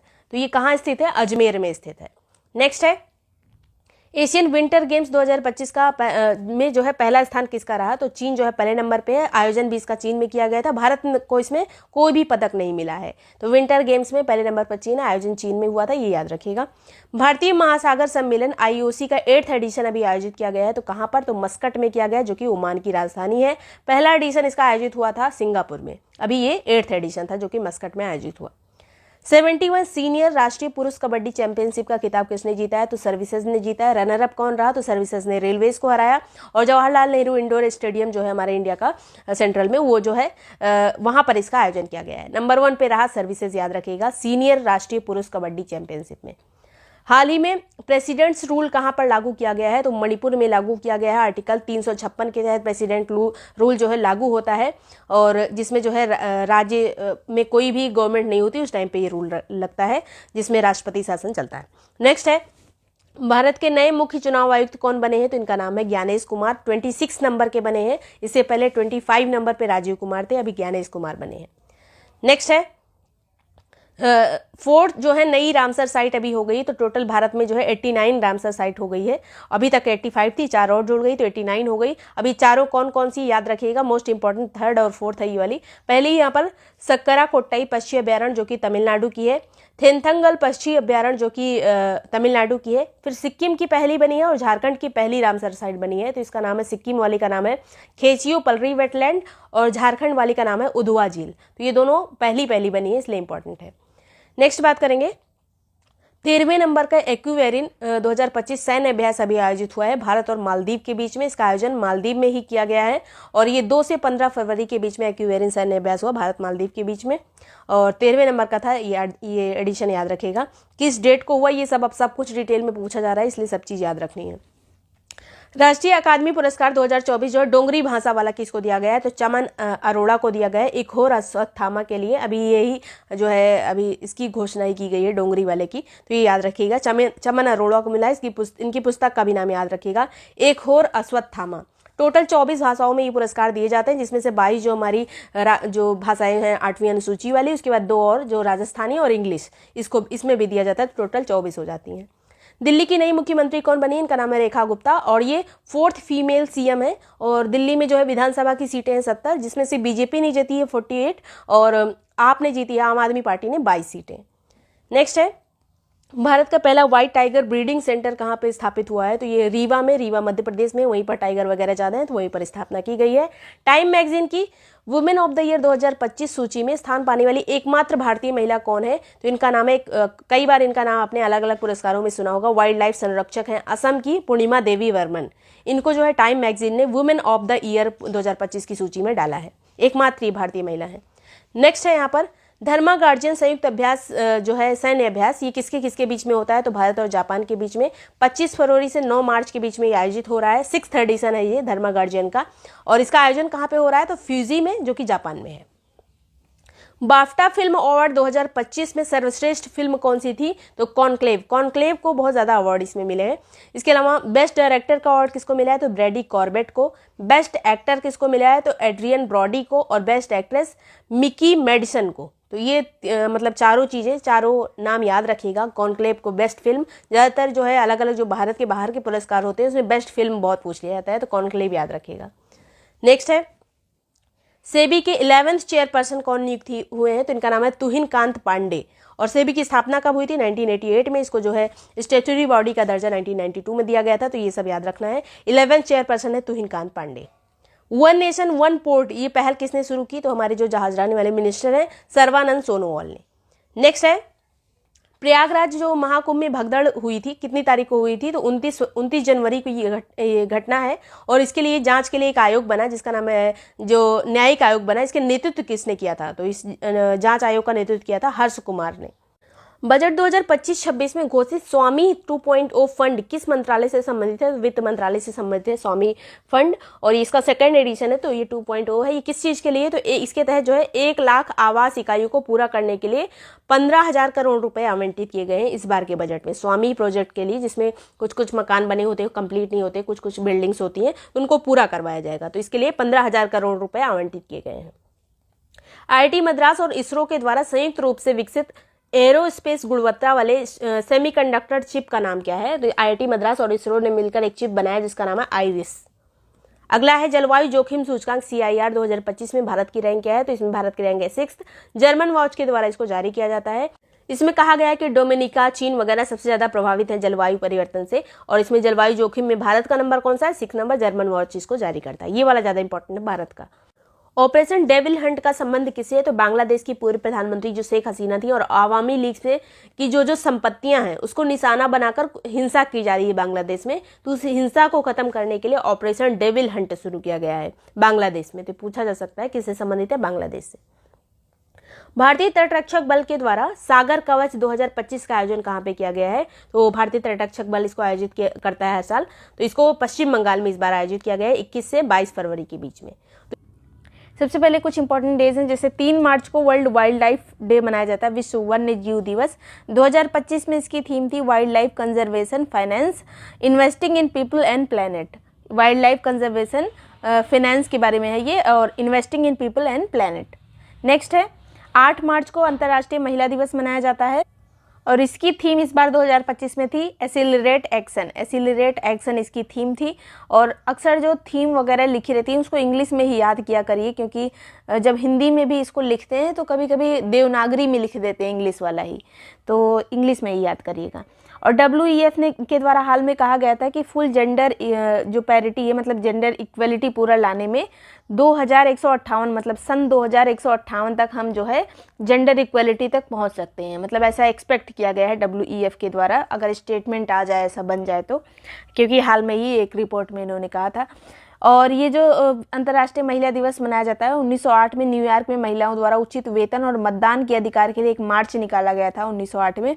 उसके बाद जो है इसी दिन को, इसीलिए अंतर्राष्ट्रीय महिला दिवस मनाते हैं। और इसके अलावा बहुत सारी ऐसी चीज़ें हुई थी, यूरोप में भी 8 मार्च को कई सारी चीज़ें हुई बाद में। तो 1975 में औपचारिक रूप से जो है UN द्वारा इसको अंतर्राष्ट्रीय महिला दिवस घोषित किया गया था। नेक्स्ट बात करेंगे, 15 मार्च को वर्ल्ड कंज्यूमर राइट डे मनाते हैं, और इसका थीम था इस बार a just transition to sustainable lifestyles. तो ये है वर्ल्ड कंज्यूमर राइट डे का थीम। ये जो हम लोग डेज थीम पढ़ रहे हैं आजकल, ये क्वेश्चन जैसे PCS वगैरह में जब पूछे जाते हैं RO में, तो इसको अरेंज करने को आ जाता है, निम्न में से कौन सा दिवस पहले मनाया गया, कौन सा बाद में, या फिर थीम से भी क्वेश्चन आते हैं, कई बार आ चुके हैं, लगभग 1-2 तो क्वेश्चन ऐसा आता है डेज थीम से। नेक्स्ट बात करेंगे, 20 मार्च को इंटरनेशनल डे ऑफ हैप्पीनेस मनाते हैं। इसका जो थीम है वो है caring and sharing. World happiness index में इंडिया की रैंक इस बार कितनी थी? तो 118 थी। 126 देशों में 118 रैंक है इंडिया की वर्तमान में, और नंबर 1 पे फिनलैंड है कई साल से। शेयरिंग एंड केयरिंग इसकी थीम है, याद रखिएगा। 20 मार्च को मनाया जाता है हैप्पीनेस डे। 21 मार्च को अंतर्राष्ट्रीय वन दिवस मनाते हैं। इसका थीम है फॉरेस्ट एंड फूड। 2025 में थीम फॉरेस्ट एंड फूड है। और 22 मार्च को, इसी के एक दिन बाद, 21 मार्च के बाद पहले वन आएगा फिर जल आएगा। 22 मार्च को जल दिवस मनाते हैं, और इसका थीम है 2025 में ग्लेशियर कंजर्वेशन। Glacier conservation. 23 मार्च को, 21, 22, 23 देखिए तीनों में है यहाँ पर। तो पहले वन आएगा 21 को, उसके बाद 22 तारीख को जल दिवस, फिर 23 मार्च को मौसम दिवस, विश्व मौसम दिवस। और इसी दिन WMO की स्थापना हुई थी, और 1950 में इसकी स्थापना हुई थी। और इसका थीम है closing the early warnings gap together. Closing the early warning gap together. और जेनेवा में इसका जो है मुख्यालय है WMO का। इसके अलावा भारतीय मौसम विज्ञान दिवस की मतलब विभाग की स्थापना कब हुई थी? तो 1875 में। ये WMO की स्थापना 1950 में हुई थी, और भारतीय मौसम विज्ञान विभाग की स्थापना 1875 में हुई थी, अंग्रेजों के टाइम पे। तो ये याद रखिएगा, 23 मार्च को विश्व मौसम दिवस मनाते हैं। नेक्स्ट बात करेंगे, 24 मार्च को विश्व तपेदिक दिवस यानी ट्यूबरकुलोसिस TB वाला दिवस मनाते हैं। थीम थी 2025 में yes we can end TB, commit invest deliver. ये इसका थीम था 2025 में, yes we can end TB, commit invest deliver. ये 24 मार्च विश्व तपेदिक दिवस का थीम था। अब 97th ऑस्कर अवार्ड, इसको अकेडमी अवार्ड भी कहा जाता है, ये दिया गया, जो फिल्म का सबसे बड़ा अवार्ड भी इसमें माना जाता है। तो बेस्ट फिल्म इसमें थी Anora. Best director Sean Baker, जो कि एनोरा के ही डायरेक्टर हैं। बेस्ट एक्टर एड्रियन ब्रॉडी, जो कि द ब्रूटलेस्ट मूवी के एक्टर हैं। बेस्ट एक्ट्रेस माइकी मेडिसन, जो कि एनोरा की एक्ट्रेस हैं। और एनिमेटेड फिल्म में है फ्लो। और बेस्ट इंटरनेशनल फीचर फिल्म में है आई एम स्टिल हियर, ये ब्राज़ील की फिल्म है। तो ये मतलब 3-4 चीज़ें इसमें ऑस्कर अवार्ड में याद रखिएगा। बेस्ट फिल्म एनोरा है, बेस्ट एक्टर एड्रियन ब्रैडी, और best actress Mikey Madison. Next है, बारबाडोस द्वारा honorary order of freedom of Barbados पुरस्कार किसको दिया गया? मतलब बारबाडोस का सबसे बड़ा ये नागरिक पुरस्कार है। तो ये हमारे प्रधानमंत्री नरेंद्र मोदी जी को दिया गया। और प्रधानमंत्री मोदी जी को जो प्रमुख सर्वोच्च सम्मान मिले हैं 2024 में, वो भी यहाँ पर देख लेते हैं। तो इसी तरह का एक सेंट एंड्रूज करके पुरस्कार है। ये थोड़ा थोड़ा 2-2 शब्द लेके चलिएगा। तो ये रूस का है, इसको भी दिया गया था पीएम मोदी को। फिर डुग ग्याल्पो करके एक अवार्ड है जो कि भूटान का है, ये भी मिला था पीएम मोदी को। मुबारक अल कबीर है जो कि कुवैत का है। कहाँ का पुरस्कार है ये याद रखिएगा, जो कि मिला है तो पीएम मोदी को। फिर नाइजर जो ऑर्डर ऑफ ऐसे करके है वो यहाँ का मिला है। और यहाँ पर जो सीधे सीधे देश दे दिया गया, मतलब उसी में order of Dominica, order of Niger, ऐसे ये सब है। और इसमें ज़्यादा कुछ पढ़ने की ज़रूरत नहीं, बस ये मतलब सीधे सीधे उसके पुरस्कारों के नाम इन्हीं देशों के नाम पर ही हैं, लेकिन वहाँ के सर्वोच्च सम्मान है ये, तो याद रखिएगा। नाइजर का मिला है, डोमिनिका का, गुयाना का और बारबाडोस का इसी साल मिला है 2024 में, मतलब रिसेंटली। तो सेंट एंड्रूज, ये जो अलग नाम है अलग तरह से, वो यहाँ पर लिख दिए गए। सेंट एंड्रू रूस का, ड्यूक ग्याल्पो भूटान का, मुबारक अल कबीर कुवैत का। नेक्स्ट है प्रित्जकर पुरस्कार, जिसको वास्तुकारिता का नोबल बोलते हैं, आर्किटेक्चर का नोबल बोलते हैं। ये किसको मिला इस बार, तो लियू जियांगकुन को, जो कि चीन के हैं। लियू जियांगकुन चीन के हैं ये। फिर एक आया था गैरेंस चक्रवात, जो कि अभी रिसेंट में आया है हिंद महासागर में। इसने किसको प्रभावित किया है, तो रीयूनियन द्वीप को, जो रीयूनियन आइलैंड्स हैं, फ्रांस के कब्जे में है, मतलब फ्रांस का इस पे आधिपत्य है। और मॉरिशस को इसने प्रभावित किया, ज़्यादातर इसने रीयूनियन आइलैंड्स को प्रभावित किया गैरेंस ने, और हिंद महासागर में आया था। रिसेंट में और कुछ आए हैं चक्रवात वगैरह, जैसे रेमल आया है, रेमल को नाम दिया था ओमान ने, मई 2024 में आया था, पश्चिम बंगाल को इसने प्रभावित किया था। फिर आसना आया था अगस्त 2024 में, पाकिस्तान ने इसको आसना नाम दिया था और गुजरात को इसने प्रभावित किया था। रेमल ने पश्चिम बंगाल को प्रभावित किया, आसना को गुजरात ने, आसना ने गुजरात को, और दाना जो आया था चक्रवात अक्टूबर 2024 में, उसने उड़ीसा को प्रभावित किया था। फिर आया था एक फेंगल, जो कि नवंबर 2024 में आया था, इसने तमिलनाडु को प्रभावित किया था। अब याद रखिएगा, जैसे हम देख रहे हैं पश्चिम बंगाल को प्रभावित किया है, मतलब बंगाल की खाड़ी में बना होगा, और आसना जैसे गुजरात को इसने प्रभावित किया है तो ये अरब सागर में बना होगा। दाना भी बंगाल की खाड़ी में और फेंगल भी बंगाल की खाड़ी के आसपास। तो ये जो है किसको किसको प्रभावित कर रहे हैं, किसने नाम दिया है, रेमल को ओमान ने नाम दिया था, आसना को पाकिस्तान ने, दाना को कतर ने, फेंगल को सऊदी अरब में। तो ये सब याद करके एक बार दोबारा रिवाइज करके जाइएगा, क्योंकि इनसे एक आध क्वेश्चन पूछ लिया जाता है। नेक्स्ट है, भारत में रिवर डॉल्फिन की गणना की गई है, तो इसमें लगभग जो है 6327 जो है टोटल डॉल्फिन है इंडिया में। सबसे ज़्यादा है यूपी में 2397 हैं यूपी में, और 6327 है इंडिया में। सबसे ज़्यादा यूपी में हो गई, उसके बाद बिहार में, फिर पश्चिम बंगाल में, फिर असम में, फिर झारखंड, राजस्थान, एमपी, उसके बाद पंजाब। मतलब पंजाब में केवल 3 ही डॉल्फिन है जो ब्यास नदी में है, और ये मतलब लास्ट है। इतने ही जो राज्य हैं उसमें डॉल्फिन पाई गई है, सबसे ज़्यादा यूपी में, सेकंड पे बिहार में, थर्ड पे पश्चिम बंगाल में। टोटल 6327। फिर है रणजी ट्रॉफी 2025 का विनर कौन रहा, तो विदर्भ रहा। और रणजी ट्रॉफी 1934 से शुरू हुई है, 1934 से, और विदर्भ इस बार विनर रहा। विदर्भ ने किसको हराया, केरल को हराया है। फिर है ग्लोबल टेररिज्म इंडेक्स 2025 आया है, institute of economics and peace के द्वारा इसको जारी किया जाता है। आतंकवाद से सर्वाधिक प्रभावित देश कौन सा है इसके अनुसार, तो बुर्किना फासो है, सेकंड पे पाकिस्तान है, थर्ड पे सीरिया है, नंबर 1 पे सबसे ज़्यादा प्रभावित बुर्किना फासो है। और भारत की रैंक है 14वीं, मतलब सबसे ज़्यादा प्रभावित में 14वें नंबर पर आता है 163 कंट्रीज़ में। और अन्य प्रमुख देश जो भारत के आसपास के हैं, जैसे अफगानिस्तान 9वें नंबर पर है, म्यांमार 11वें नंबर पे है, बांग्लादेश 35 नंबर पे है, नेपाल 68 नंबर पे है, भूटान और श्रीलंका 100 नंबर पे हैं, जो कि ज़्यादा प्रभावित नहीं है टेररिज्म से। मतलब इसके अनुसार जितनी ज़्यादा रैंक रहेगी उतना कम प्रभावित है। फिर जो है कबड्डी विश्व कप 2025 का विनर कौन रहा, तो भारत रहा, पुरुष और महिला दोनों वर्ग में, और रनर अप इंग्लैंड रहा, पुरुष महिला दोनों वर्ग में। और इसका आयोजन कहाँ पे हुआ था, मिडलैंड इंग्लैंड में इसका आयोजन हुआ था।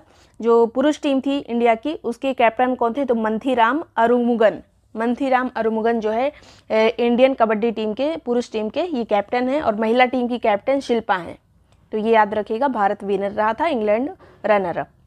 नीति आयोग के पूर्णकालिक सदस्य भी हाल में कौन बनाए गए हैं, तो राजीव गाबा बने हैं। अन्य पूर्णकालिक सदस्यों में वीके सारस्वत हैं, रमेश चंद हैं, वीके पॉल हैं, अरविंद बिरमानी हैं। अभी रिसेंट में ये काफ़ी चर्चित नाम है, इसलिए याद रखिएगा, राजीव गाबा भी बने पूर्णकालिक सदस्य। 1 जनवरी 2015 में स्थापना हुई थी नीति आयोग की। इसके अध्यक्ष हमेशा जो पदेन प्रधानमंत्री होते हैं तो वही होते हैं, तो अभी पीएम मोदी हैं, और उपाध्यक्ष हैं इस टाइम पे सुमन बेरी, CEO हैं BVR सुब्रमण्यम। नेक्स्ट है उरुग्वे के नए राष्ट्रपति कौन बने? तो इनका नाम है यामांडू ओरसी। पहले ही बन चुके थे, अभी इन्होंने पदभार अपना ग्रहण कर लिया। यामांडू ओरसी। राजधानी उरुग्वे की मोंटेविडियो कहाँ स्थित है? दक्षिणी अमेरिका में। कोस्ट लाइन इसकी लगती है। और दक्षिणी अमेरिका में केवल 2 कंट्री हैं जिसकी मतलब लैंड लॉक्ड हैं, जो पराग्वे और बोलीविया। नेक्स्ट है, किस उपग्रह ने सोलर फ्लेयर कर्नेल की पहली तस्वीर ली? मतलब सूरज की जो फ्लेयर्स निकलती हैं, जो जलने वाली एकदम फ्लेयर निकलती हैं, उसकी पहली तस्वीर आदित्य L1 ने, जो हमारा उपग्रह था, उसने लिया है। और इसे जो है सितंबर 2023 में PSLV C57 से लॉन्च किया गया था। PSLV C57 से इसको लॉन्च किया गया था 2023 में, सितंबर 2023 में। मार्च 2025 में किस देश के 57वें जो राष्ट्रीय दिवस समारोह थे, इसमें PM मोदी मुख्य अतिथि के रूप में शामिल हुए? तो मॉरिशस का जो है 57वां एक राष्ट्रीय दिवस समारोह हो रहा था, उसी में जो है PM मोदी मुख्य अतिथि थी। और वहीं पे इनको एक अवार्ड भी मिला, जो कि मॉरिशस का सर्वोच्च नागरिक सम्मान है, the Grand Commander of Order of the Star and Key of the Indian Ocean. Indian Ocean last में लगा है। इस तरह का अगर कोई अवार्ड का नाम आए तो समझ लीजिएगा कि वो मॉरिशस का अवार्ड है, जो कि PM मोदी को मिला है। नेक्स्ट है जीरो डिस्क्रिमिनेशन डे, शून्य भेदभाव दिवस। ये 1 मार्च को मनाते हैं, ऊपर रह गया था तो ये यहाँ पे लिख दिया गया है। विश्व किडनी दिवस ये 13 मार्च को मनाते हैं। जीरो डिस्क्रिमिनेशन 1 मार्च और किडनी दिवस 13 मार्च को मनाते हैं। थर्ड महिला प्रीमियर लीग यानी WPL, जैसे IPL होता है वैसे महिलाओं का WPL हो रहा है, मतलब होता है। 2nd एडिशन इस बार आयोजित किया गया है। इसमें विनर कौन रहा? तो मुंबई इंडियंस और runner up Delhi capital. Mumbai Indians ने दिल्ली कैपिटल को हराया। 14 फरवरी से 15 मार्च के बीच में आयोजित हुआ था। 10th रायसीना डायलॉग 2025 का आयोजन कहाँ पे किया गया? तो नई दिल्ली में किया गया रायसीना डायलॉग का आयोजन। इसमें मुख्य अतिथि कौन थे? Christopher Luxon. क्रिस्टोफर लक्सन कौन है? तो न्यूजीलैंड के PM है वर्तमान में। और इसका विषय क्या था रायसीना डायलॉग 10th नंबर वाले का? तो Kalachakra, people, peace and planet. Kalachakra, people, peace and planet. Next है, मार्च 2025 में भारत ने कितने स्थल जो है यूनेस्को संभावित धरोहर सूची में शामिल किए हैं? मतलब संभावित धरोहर सूची में भारत की तरफ से कितने डाले गए हैं? तो 6।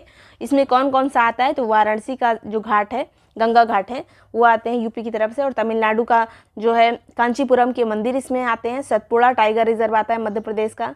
सैन्य वास्तुकला महाराष्ट्र की। इसके अलावा हीरे बेंकल मेगालिथिक साइट ये कर्नाटक का। भेड़ा घाट, लम्हेटा घाट जिसको कहते हैं, भेड़ा घाट, लम्हेटा घाट, ये जबलपुर का है मध्य प्रदेश से। तो इतने जो है 6 स्थल जो है भारत की तरफ से यूनेस्को संभावित सूची में डाले गए हैं। और अगर इसमें से पूछ लिया जाए, क्योंकि ये चर्चा में आ गए, तो जैसे हीरे बेंकल ये सब पूछ लिया जा सकता है कहाँ स्थित है? कर्नाटक में। भेड़ाघाट कहाँ स्थित है? जबलपुर मध्य प्रदेश में।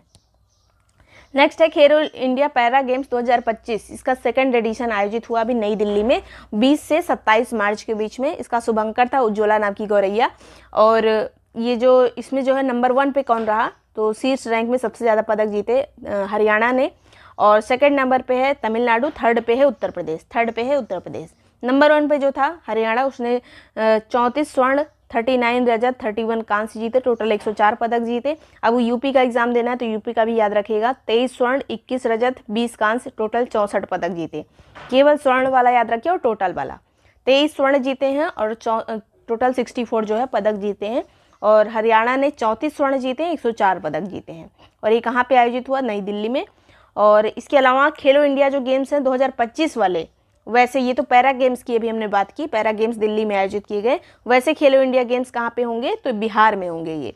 और जो खेलो इंडिया का जो इससे पहले वाला गेम हुआ था बिहार के, मतलब 2024 वाला, वो तमिलनाडु में हुआ था। नेक्स्ट है, भूकंप से प्रभावित म्यांमार की मदद हेतु भारत की ओर से कौन सा अभियान चलाया गया है? तो ऑपरेशन ब्रह्मा चलाया गया है। म्यांमार में जो भूकंप आया है रिसेंट में 7.7 तीव्रता का आया है, 28 मार्च को आया था। तो इसके लिए ऑपरेशन ब्रह्मा भारत के द्वारा चलाया गया है। बोंगो सागर का 4th एडिशन जो है अभी आयोजित किया गया। कहाँ पर? बंगाल की खाड़ी में, भारत और बांग्लादेश के बीच में बोंगो सागर एक्सरसाइज होती है। फिर ICC चैंपियंस ट्रॉफी आयोजित की गई पाकिस्तान और दुबई में। जैसे आपने देखा होगा भारत के जितने भी मैच होते थे वो दुबई में होते थे, पाकिस्तान में नहीं होते थे, लेकिन इसका होस्ट जो था वो पाकिस्तान भी था। फिर विनर इसमें कौन रहा चैंपियंस ट्रॉफी में? तो इंडिया रहा, ये आपने देखा ही होगा। रनर अप कौन रहा? तो न्यूजीलैंड रहा।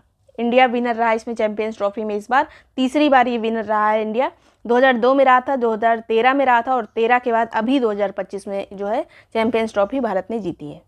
मैन ऑफ द मैच इसमें रोहित शर्मा रहे थे। गोल्डन बॉल मैट हेनरी रहे थे न्यूजीलैंड के। गोल्डन बैट सचिन रविंद्र रहे थे न्यूजीलैंड के। यही जो है प्लेयर ऑफ द टूर्नामेंट थे। Player of the tournament Sachin Ravindra और man of the match last वाले के रोहित शर्मा। नेक्स्ट है आईक्यू एयर 2024 जो है विश्व वायु गुणवत्ता रिपोर्ट में भारत की रैंक कौन सी है, तो भारत की रैंक है 5वीं विश्व गुणवत्ता रिपोर्ट में, मतलब सबसे खराब जिसकी हवा पानी है, प्रदूषण सबसे ज़्यादा है, वो 5वें नंबर पे आता है सर्वाधिक प्रदूषण में।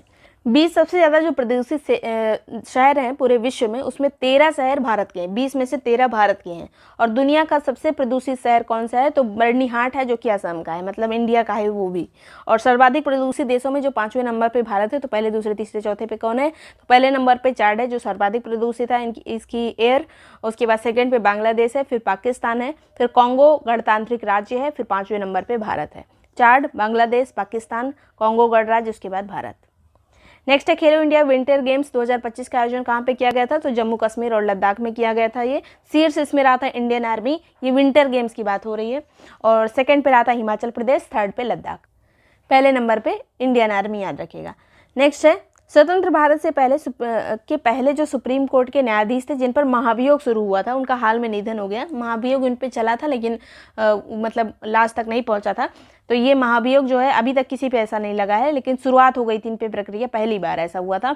तो उनका अभी हाल में निधन हो गया। इनका नाम है वी रामास्वामी। 1991 में इनके ऊपर जो है महाभियोग शुरू हुआ था। सिपरी रिपोर्ट के अनुसार विश्व का सबसे बड़ा हथियार आयातक कौन है, अभी रिसेंट में जारी की गई। तो सबसे ज़्यादा हथियार मंगाया यूक्रेन ने, सेकंड नंबर पे भारत है। यूक्रेन ने जितना भी जो है हथियार आयात हुए हैं उसका 8.8% मंगाया है, भारत ने 8.3%। और भारत जो है सबसे ज़्यादा हथियार कहाँ से लेता है, तो नंबर 1 पे रूस पे, सेकंड में फ्रांस पे, फ्रांस से लेता है और रूस से। नंबर 1 पे रूस से, सेकंड पे फ्रांस से। नेक्स्ट है 15वां हॉकी इंडिया सीनियर महिला राष्ट्रीय चैंपियनशिप 2025, इसका विनर कौन रहा, तो विनर रहा झारखंड और रनर अप रहा हरियाणा। झारखंड ने हरियाणा को हराया है 15वें हॉकी इंडिया सीनियर महिला राष्ट्रीय चैंपियनशिप में। इसका आयोजन कहाँ पे किया गया, हरियाणा में किया गया है और हरियाणा रनर अप रहा है, जीता झारखंड ने है। फिर जो है लगातार विवादों में घिरा चागोस द्वीप का संबंध किस देश से है, तो चागोस द्वीप जो है ब्रिटेन और मॉरिशस के बीच में विवाद में रहता है। मॉरिशस की भूमि पर है ये, मतलब भूमि के पास है ये, और ये ब्रिटेन पर इसका कब्जा है चागोस द्वीप पर। तो ये जो है यहाँ पर स्थित है। मान लीजिए कि ये अफ्रीका, ये इंडिया है और ये पूरा हिंद महासागर, इधर मेडागास्कर है, ये है मॉरिशस और ये है चागोस। मॉरिशस के पास पड़ता है, हिंद महासागर का द्वीप है। ऐसे भी पूछा जा सकता है, चर्चा में रहा चागोस द्वीप कहाँ पर स्थित है, हिंद महासागर में। नेक्स्ट है आईफा अवार्ड 2025 का आयोजन अभी हाल में कहाँ पे किया गया है, तो जयपुर में किया गया। इसमें बेस्ट मूवी है लापता लेडीज और बेस्ट एक्टर इसमें बने कार्तिक आर्यन भूल भुलैया 3 के लिए। बेस्ट एक्ट्रेस है नितांशी गोयल लापता लेडीज के लिए। बेस्ट डायरेक्टर है किरण राव लापता लेडीज के लिए और बेस्ट सपोर्टिंग एक्टर है रवि किशन लापता लेडीज के लिए। तो कई इसको अवार्ड मिले लापता लेडीज को। ऑस्कर में भी नॉमिनेट हुई थी लेकिन वहाँ पे जीत नहीं पाई। बेस्ट सपोर्टिंग एक्ट्रेस कौन है, तो जानकी बोदीवाला है, शैतान मूवी की जानकी बोदीवाला सपोर्टिंग एक्ट्रेस में, और सपोर्टिंग एक्टर में रवि किशन।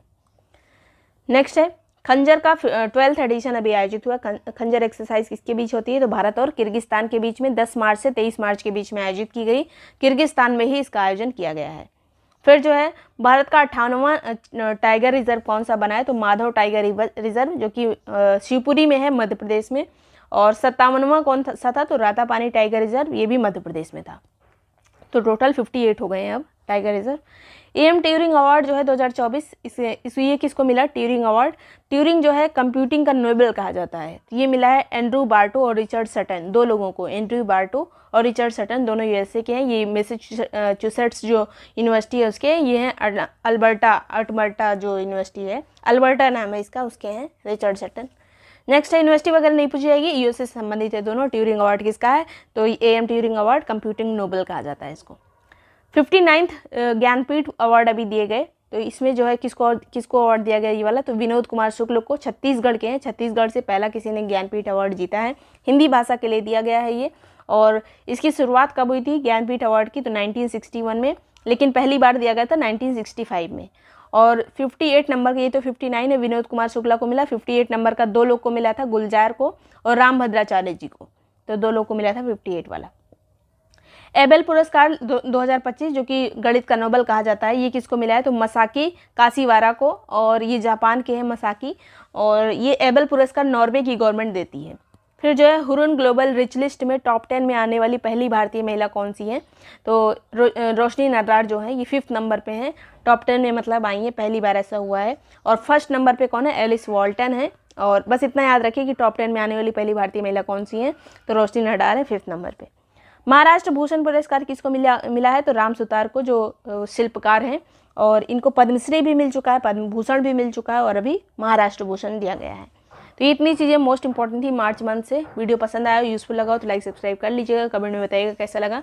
इसके अलावा सब्सक्राइब वगैरह अच्छे से कर दीजिएगा, क्योंकि ज़्यादा से ज़्यादा सब्सक्राइब करिए, जैसे 1 लाख सब्सक्राइबर तक हमारे रीच हो जाएँ। और कोई भी ग्रुप के लिए, कोई भी नोट्स के लिए आप जो नंबर दिया है इस पर व्हाट्सएप करके ग्रुप की डिटेल्स ले सकते हैं, इसको प्रॉपर्ली पढ़कर ज्वाइन कर सकते हैं। सभी हैंड रिटन नोट्स, टेस्ट वगैरह, क्विज वगैरह सब आपको वहाँ पर मिल जाएंगे। Thank you so much for watching break time classes.